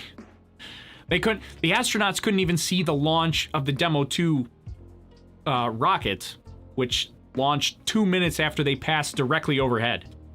So it was only 2 minutes behind them, and they couldn't even see that. Like, it's so... Space is huge. I don't know if you realize how huge it is. So trying to see a little tiny rocket or a little tiny satellite in the vastness of space, really, really difficult, even if you're not that far away, as evidenced by the last launch there. Let's see, what else did we want to get to here before we call it a day? Let me see. Give me a second here. We're gonna go back. I'm gonna make sure I get through, get to some of the comments here. Well, I'll probably let it play, even let the replay again. Let the replay play again here in a second, just so it's in the background while we're chatting a little bit. When can I get this in Florida? You gotta go to, so this is a question on Periscope. You gotta go to Heavens Above to find out when it's gonna pass overhead in your location. If you're in YouTube, you can type !Starlink in the chat and it'll give you a link directly to Heavens Above, but only one person has to do it. We don't need 7,000 people to, but it's probably gonna happen. But one person type !Starlink in the chat and you'll get a link to Heavens Above, where you can find out when it's gonna pass over your location. Let's see, what else do we got? What is Bob and Doug doing right now? They're on the space station, hanging out. They've done a bunch of media events recently, but they're getting started with station keeping, maintenance, things like that. Now we are T-minus 30 seconds from liftoff. What was the shining dot in the sky right at the time of fairing deployment? That's the moon. Listen in and watch. There's a moon in the background. How many times can you reuse the first stage? Theoretically, the first stage can be reused up to 10 times before requiring refurbishment. Now, they've never done that, but theoretically, it's supposed to be reusable up to 10 times without requiring major refurbishment. There's minimal refurbishment in between, but without requiring major refurbishment. I'm gonna keep the volume down this time around while we're chatting here. You can watch and we're gonna talk. We've replayed it a couple times, but I keep the volume down this time. So yeah, up to 10 times they can reuse it, and then they have to do major refurbishment, and it's supposed to be able to handle 10 major refurbishments, so theoretically, a first stage booster can be reused 100 times. Now, they have never done that, but they've only reflown 5 times. 5 times is their record so far. We've not had a booster fly 6 times yet. So this was actually the first booster that landed for a 5th time. The last one that flew for a 5th time didn't land. they failed on the landing. So this is the first time it has flown 5 times and landed 5 times. So this was a bit of a record. Shalom, maybe a stupid question. What are the chances of the existing satellites affecting future launches? Extremely, extremely low. Basically, for all intents and purposes, the chances are 0. We track, by we, I mean like the United States and the Space Force and National Security tracks every satellite, whether it's an actual like legitimate communications type satellite or even like orbital debris. We track them all. We know where all those things are. So the chances of it affecting future launches or running into it, really low, because we're going to know where they are. But plus, this is something that everybody thinks with the Starlink launches. Everybody's like, oh my goodness, there's going to be, thousands and thousands of satellites up there. Like, they're just going to be cluttering up the whole sky. If you think about it, there are thousands and thousands of airplanes in the sky at any given point during the day. But we don't look up in the sky and go, wow, I can't even see up there because there's too many airplanes in the way. I mean, the sky is so huge that they're spread out. So it's not like what is it, like the scene out of WALL-E, the movie where the ship is just plowing through a massive cloud of debris. I mean, it's not going to be nearly that bad.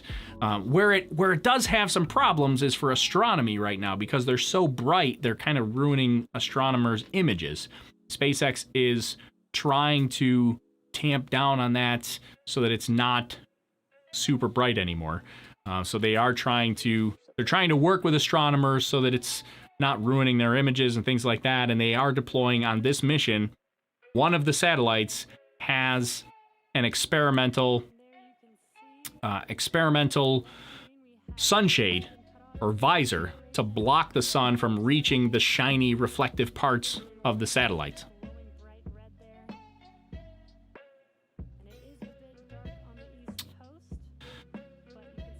Let's see. What else did we went? Yeah, so the purpose of this, as Aloni says, fast, cheap, low latency internet. That's the idea. This is low latency, lightning fast internet worldwide, anywhere in the world. Middle of the ocean, middle of the desert, middle of the rainforest. Lightning fast internet everywhere. Kane Mochi over on Twitch says, science team. All right. Love me some science. When are we going to Mars? Hopefully within the decade. That would be nice. By the end of the decade? We'll see. What are they? Satellites, what are they trying to collect? Meaningful info? No, these are communication satellites. They're not collecting anything. They are transmitting. So these are communication satellites that are providing internet service to us Earthlings on the ground. So this would be, theoretically a year or 2 years or 5 years, depending on where you are in the world. But, say you're in the beta test area by the end of the year or next year, you could sign up and say, instead of contacting, ABC company for your internet service, you contact SpaceX and say, hey, SpaceX, I need internet at my house. Can you give me some hook me up with some Starlink? And they'll send you a modem and some sort of ground station that receives the signal from these satellites. And then you hook it up out, get your ground station outside and boom, internet in your house. Super fast internet. That's the idea. How is the internet connection different from 5G? This internet connection is supposed to be comparable to like fiber optic connections with up to 1 gigabit per second speeds. I don't know. What is the 5G? I haven't paid attention to 5G because I don't have it in my area. What is the 5G speed? 5G speeds is 100 to 900 megabits per second. So even at the high end, it's only 900 megabits per second. This is supposed to be up to 1 gigabit per second, which would be about 1,000 megabits per second. But it's pretty comparable. The nice thing is, see, with 5G, you have to have towers you have to have a ton of cell towers in your coverage area in order to offer coverage. That's why, like I said, I don't have 5G in my area.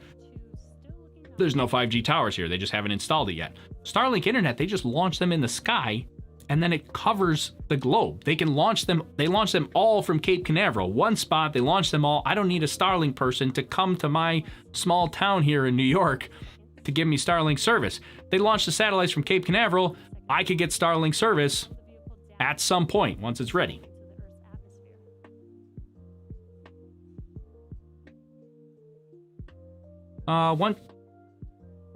One thing keeping us from rural area lack of high-speed internet, this could be a game changer. Exactly, that's what Dallas says over on YouTube. This would be a game changer for like rural areas that even like, I'm in a, kind of a small town, but I have decent internet. I mean, obviously, like I wouldn't be able to stream 1080, 60 frames per second without decent internet. But you go like just 5 minutes down the road from me, and the internet is terrible. Like, there is no way I'd be able to do any live streaming just 5 minutes down the road where it gets a lot more rural from me. This would be a game changer for them. Forget about middle of the Pacific Ocean and the Amazon rainforest and the desert and things like that. How about just rural America here where, just 5 minutes down the road from me in upstate New York, getting them ultra high speed internet. That's a huge, huge plus. I don't trust people who use the term game changer. All right, fair enough.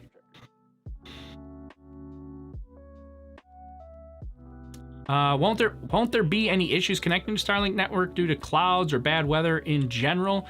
I don't I don't know the super details about that, but generally, like, that sort of interference is affected by the frequency range that they're using. And I don't know what frequency range Starlink is using, but maybe could be affected by that sort of stuff, but it's also possible they may be in a frequency range that doesn't really affect them.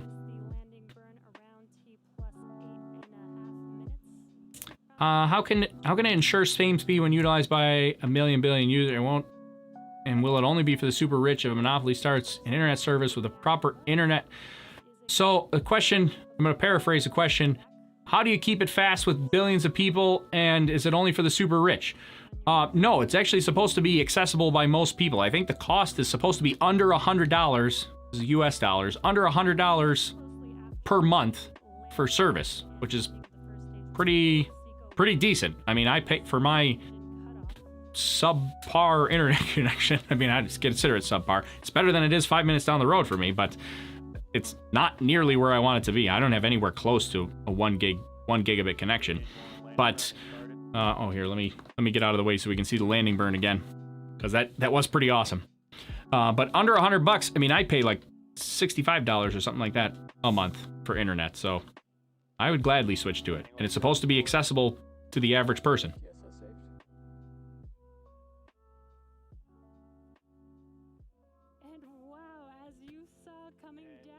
Let's see what else we missed here.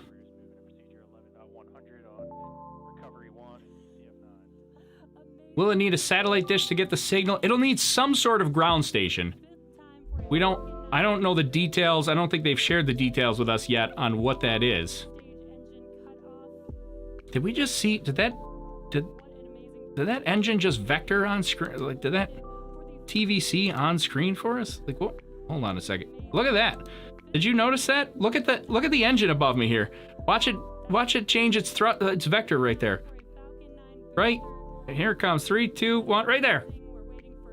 I don't know if I've ever seen that. I mean, obviously that happens, but I don't recall seeing that happen on camera so distinctly before. Am I in the way? Should I be? Let me go over here. Watch that again. You can see that the engine move there. That's kind of cool to see. Look at right there. Whoop. Moves position. Whoop. Right there. That's kind of cool. You don't get to see that too often.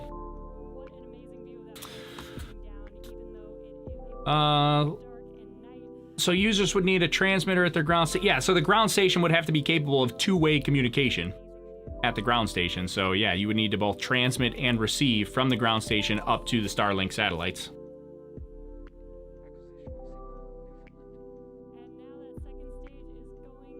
Is this another spacecraft apart from the Falcon or whatever? Well, this is a Falcon 9 that launched 60 Starlink satellites. So it is another Falcon 9. No Crew Dragon on board. No astronauts, but satellites on top this time. Will I be able to see them over southeast Wisconsin? Yeah, go to Heavens Above, heavens-above.com, and you can calculate exactly the moment they're going to pass overhead for your location. If you're in the YouTube chat, one person can type !Starlink, and our automated moderator, Nightbot, will respond back with a link directly to Heavens Above. So you don't have to get a million people to do it, but !Starlink, Nightbot will give you a link directly to Heavens Above. And then you can calculate exactly when it's going to be overhead for your location.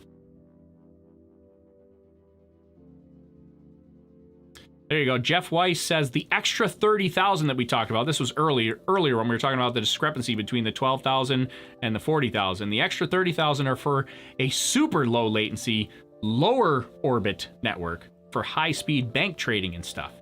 Now that you mention that, Jeff, I feel like I do recall seeing something along those lines. Is that yeah, maybe that is it. I think Jeff's onto something there. I think maybe the extra 30,000 that we're talking about was for like super low latency, nearly like instantaneous communications for stuff that needed that. It's according to Jeff Weiss over on our YouTube page. Thanks for looking that up for us, Jeff. What time did this go off? It was about an hour ago. Talk about the ion thrusters. Yeah, so the Starlink satellites do have their own onboard ion thrusters. They also receive in information from the Department of Defense for situational awareness for itself and any sort of collision probability. And it has the capability to actually, so not only is it going to get itself into the proper orbit with its own thrusters, it's also going to maneuver itself out of the way to avoid collisions autonomously. So if it detects that there's going to be any sort of collision, it will move itself out of the way. Ground controllers also monitor that stuff, and the Department of Defense and Space Force and things like that will communicate with SpaceX or whoever the other collision satellite provider might be, and they usually give them a heads up and say, hey, we detect a collision here. You got to get your stuff out of the way. So they can do that autonomously or by command from the ground station. But right now they're in a parking orbit, and they will raise themselves to a higher orbit over the next couple of weeks. That's why if you do want to see the Starlink satellites, you really got to try to see it within the next 24 hours. After that, they become really hard to see. 48 hours, maybe you see it. 72 hours, maybe you see it. After that, it's really, really difficult to see them. So yeah, if you want to see them within the next 24 hours, this is your time. Did all the satellites release at once tonight, or did they release in batches? They all go at once. All of them at once, which we're going to see here in the replay again in just a couple of minutes, but they all go at once. The Falcon spins like this.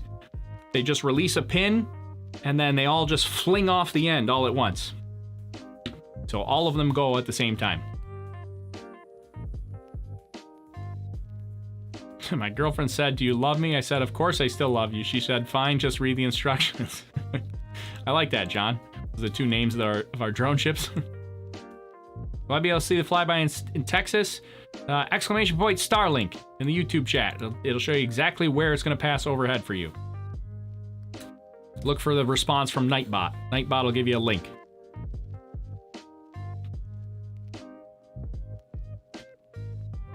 It's a different... Okay, here we go.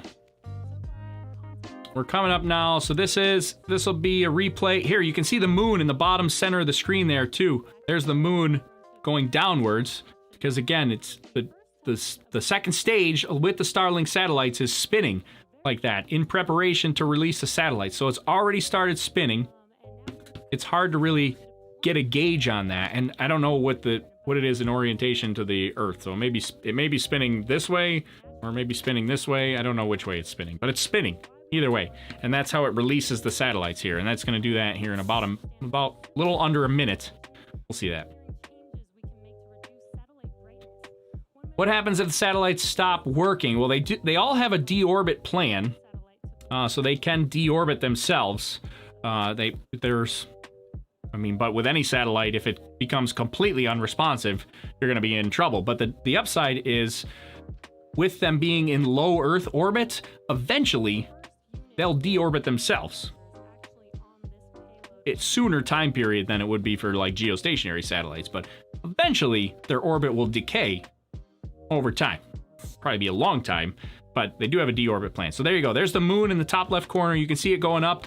There you go. That's the second stage spinning. Here comes the pin, gets released. That's what's holding them in place. And now all the Starlink satellites, nothing's holding them in place anymore. They just fling off the end. Nothing's pushing them away from the rocket. It's just the momentum from that spinning action flinging them off into the distance. Why or how does stage 2 fall back to Earth and burn, but satellites keep moving out into space? Well, the satellites keep moving out. Stage 2 has fuel left in it. Stage 2 will flip around. It's going to wait until the satellites are clear, but stage 2 will flip around, burn the engines to slow down, and will actually and that's how it deorbits. So that's the difference there. The satellites will also, they have their own onboard thrusters. They will raise their orbit so they don't have an orbital decay and re-enter. There you go. D. Messer says atmospheric drag will cause the satellite to deorbit in under 10 years, worst case scenario. So yeah, that's what I was talking about, where it's a long time for orbital decay to kick in. That's the atmospheric drag that D. Messer is talking about. But eventually they would deorbit themselves, which is much better than a satellite in geostationary orbit. So worst case scenario, according to D. Messer, if they lose communication with it, it'll be about 10 years for it to deorbit itself. We don't know how to use the site. Okay, I'll give you a quick tutorial on Heavens Above. Let's see. Let me see if I can... Can I do this in real time? I don't necessarily want to show you guys all my exact location, but let me pick a random fictitious location. Anytown, US here. We want to go... How do I... Enter place to search for. How about we'll just go... Like... New York, New York. I know you guys can't see this because on my other screen, but...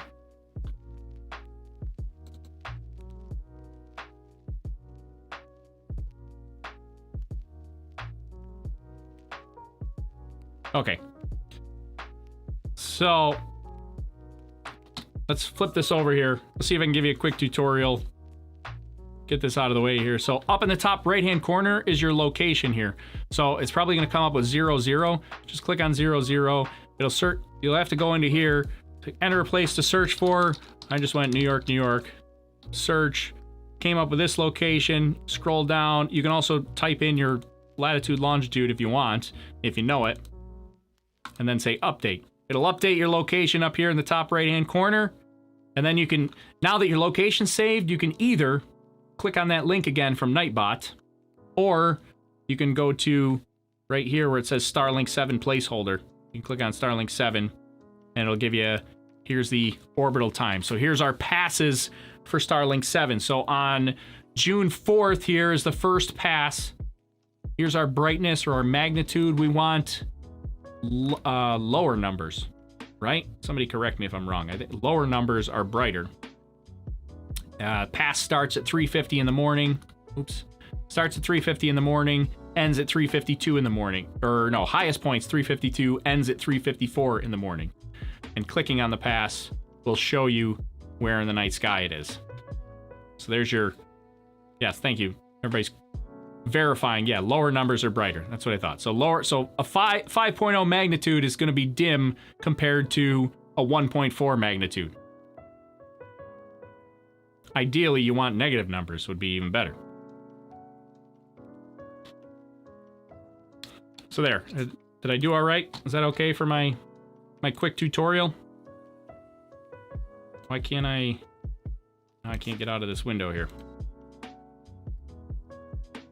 Why don't they put a small camera on the satellite frame so we can see them launch?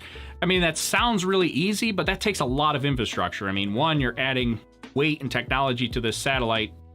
For what purpose? Just so that we can watch it live? It's not really, doesn't seem like it's really worth it. Plus then you need the ground tracking stations to handle the camera equipment and all the technology to stitch the video together. It's a lot, it sounds simple. There's a lot of work that goes into receiving video from space. It's just not, it's not worth it for a satellite that's not its objective at all.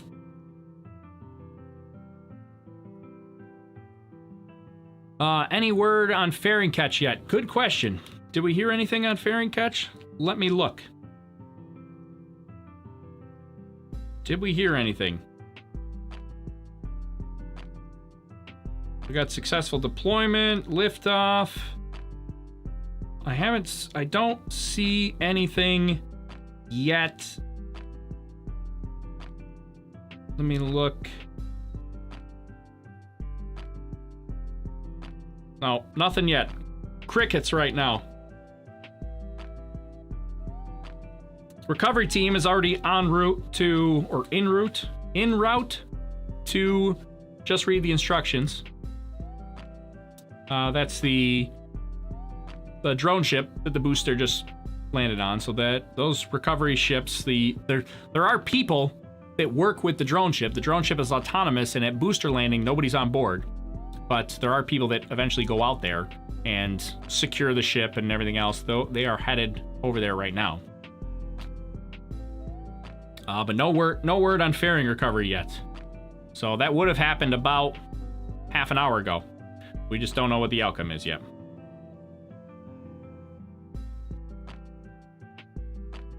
Yeah, I don't see anything else, unfortunately. So we'll keep an eye on it. We'll see if anything else comes up. Do the fairings cause a sonic boom? That's a good question. I believe they would. I guess I never really thought about that, but I believe they would when they go transonic, because they're going supersonic, and when they go transonic, they would presumably cause a sonic boom. But it's so far out at sea that I don't know if we've ever heard that, and I don't know when that happens. I think it's pretty early, but they do come back like crazy fast. Let me see if I can find it real quick. It's a really cool video. Let's see, SpaceX. There's a really cool video that I think Elon Musk tweeted of a fairing re-entering. And now I'm never gonna find it, trying to find it live like this. But it's really awesome. If somebody can find it, it's got to be on like SpaceX or Elon's channel. I mean, I can't share like somebody's private YouTube, but if somebody can find it, fairing re-entry video. I see a whole bunch of. I can see Scott Manley's video, but I don't want to put I mean, I love Scott Manley, but I don't want to put his video up here without his permission. Yeah, I can't find it. I thought it was on Twitter somewhere, but it's a pretty awesome video. If somebody knows where it is, you let me know. Oh, wait, wait, no, but it's not shared by SpaceX. I need to find one that's from SpaceX.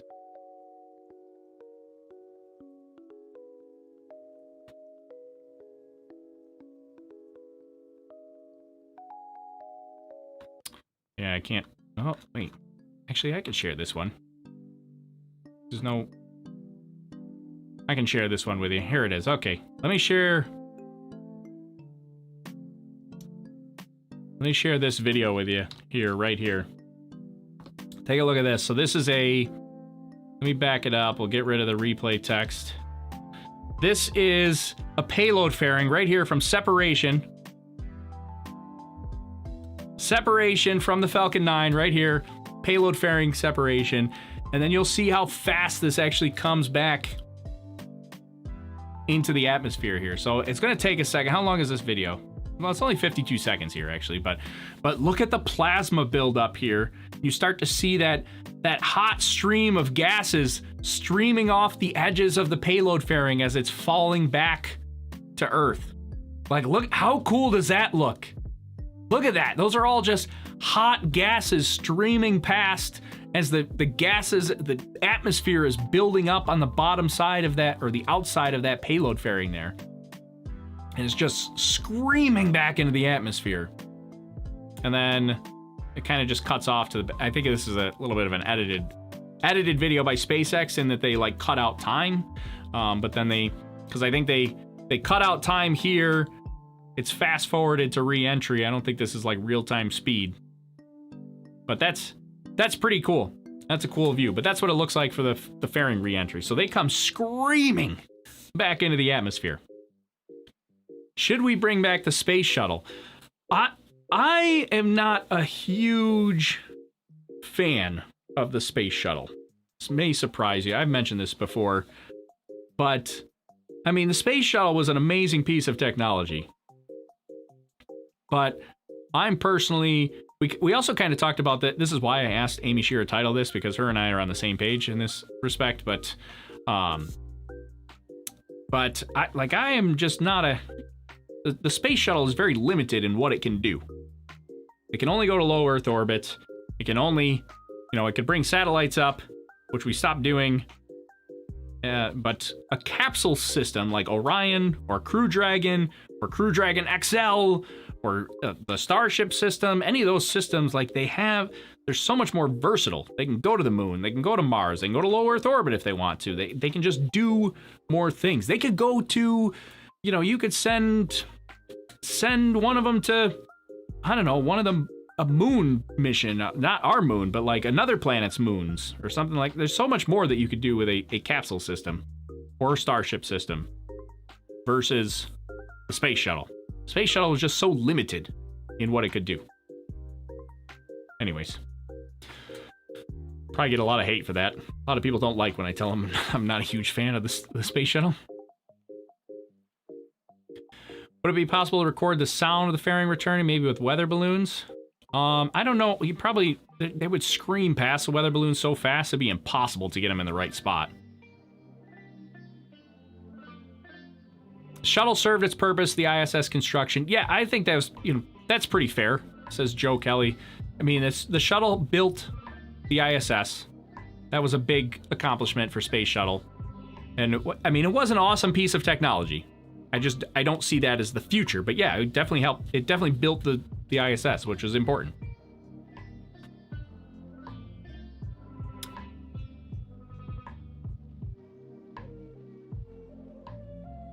What's the link to the hazards map again? Type !hazards. It'll give you the link to the hazards map. I heard SpaceX is going to have a launch every 10 days. Is this true? I mean, they're trying to, but they're not anywhere close to that right now. They're trying to increase the frequency of launch. We're not there yet.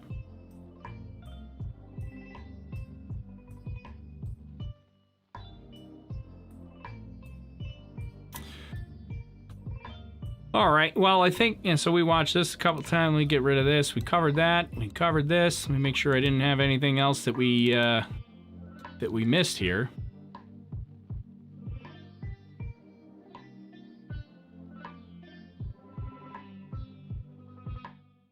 I think we got it all situated.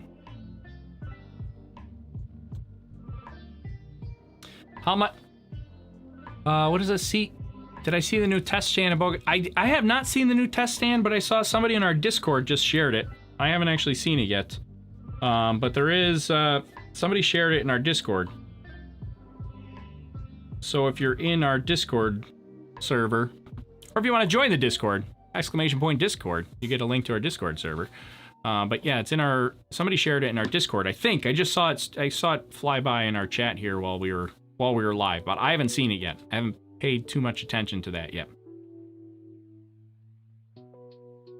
Any information, if they did attempt to recover the payload fairings, we don't have any information on whether or not they actually successfully did catch them.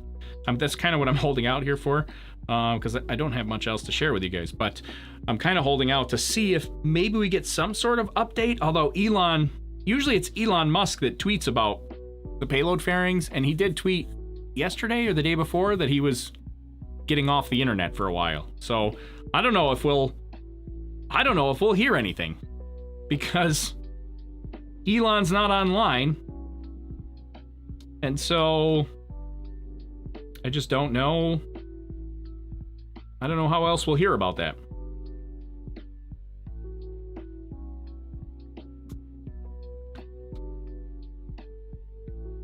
Are you talking Air Force boss? Are you talking to me? Air Force boss says, how about you shut up? I mean, this is kind of, you came to my channel. This is my channel.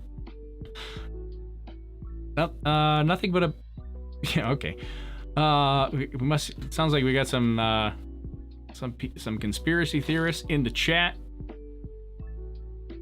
How long does it take for a rocket to reach space? It's in space within a couple minutes. Usually within less than 5 minutes, it's in space. The thing is, to get to space, you go up, but to stay in space, you go sideways.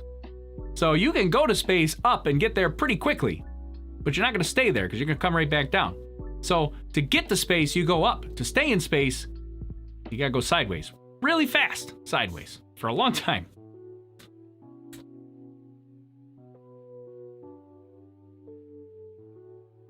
Let's see, what else? What else do we miss here for chat?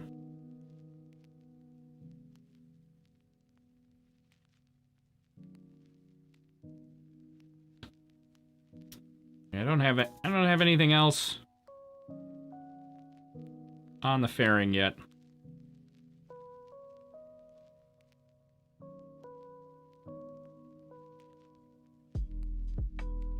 And that's the first, I just saw this on my notifications. That's the first time that Just Read the Instructions has been on a mission in 18 months. That's the drone ship that just caught the booster today.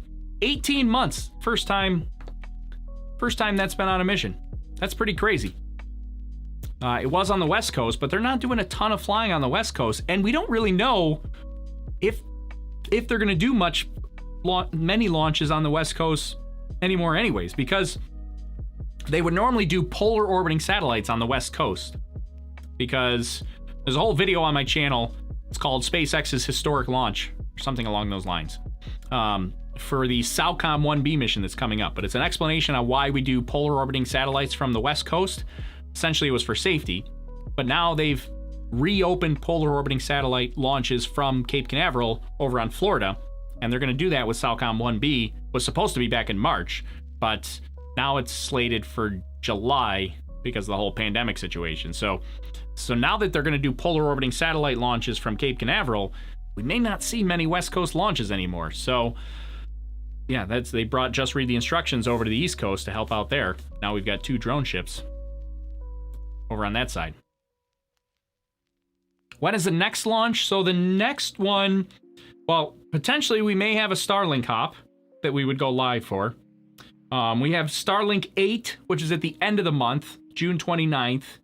And then we have a couple of others that are kind of like up in the air. We've got a GPS satellite launch that's tentatively slated for like somewhere in the beginning, the middle of the month, but it doesn't actually have a specific date set to it yet. There's also a Rocket Lab launch in about 7 days from now.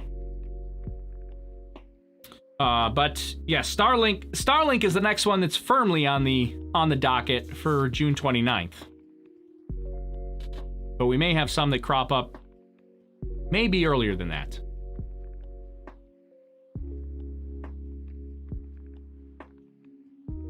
Did Doug Hurley survive hitting his head? Yeah, I mean, I think he got a little bit of a cut, but yeah, he hit his head when he entered the space station.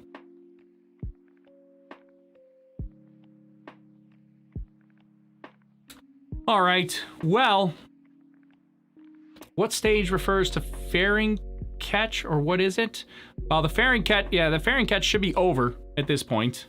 That would have been done about 35 minutes ago, but we haven't gotten word whether or not it was successful.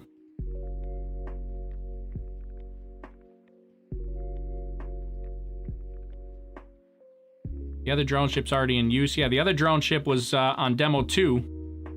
And that was still offloading the Demo 2 booster. I think it just finished offloading the Demo 2 booster this afternoon, today.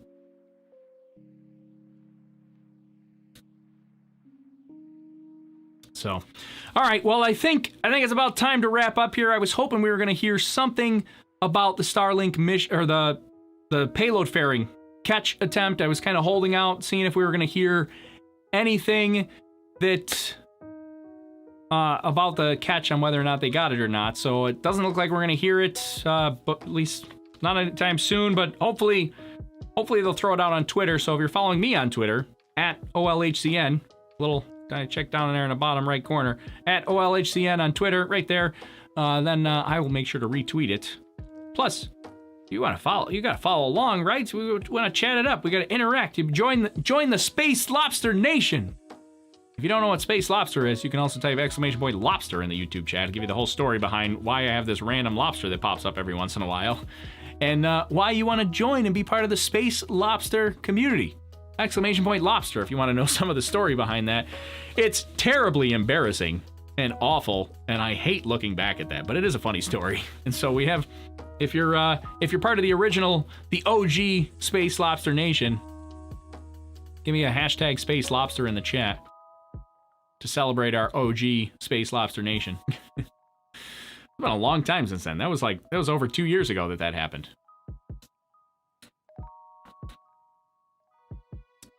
Fairing catch location. Yeah, fairing catch location is shown in the hazards map. That's !hazards in the chat. I'll give you a link. Nightbot will give you a link to the hazards map. Second stage gets deorbited. So they turn it around, they light the engines, deorbit it, comes back, burns up in the atmosphere over the Pacific Ocean.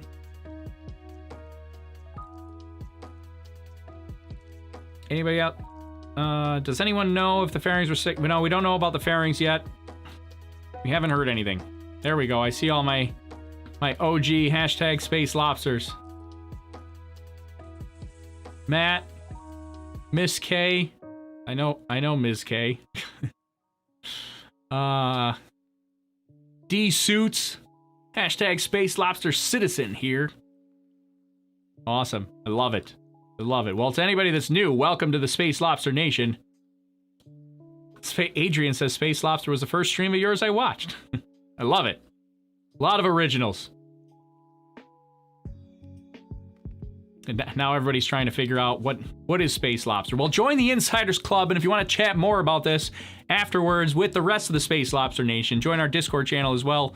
!Discord will give you an invite link to Discord as well, so that you can jump in, chat some more, and join the Space Lobster Nation fans.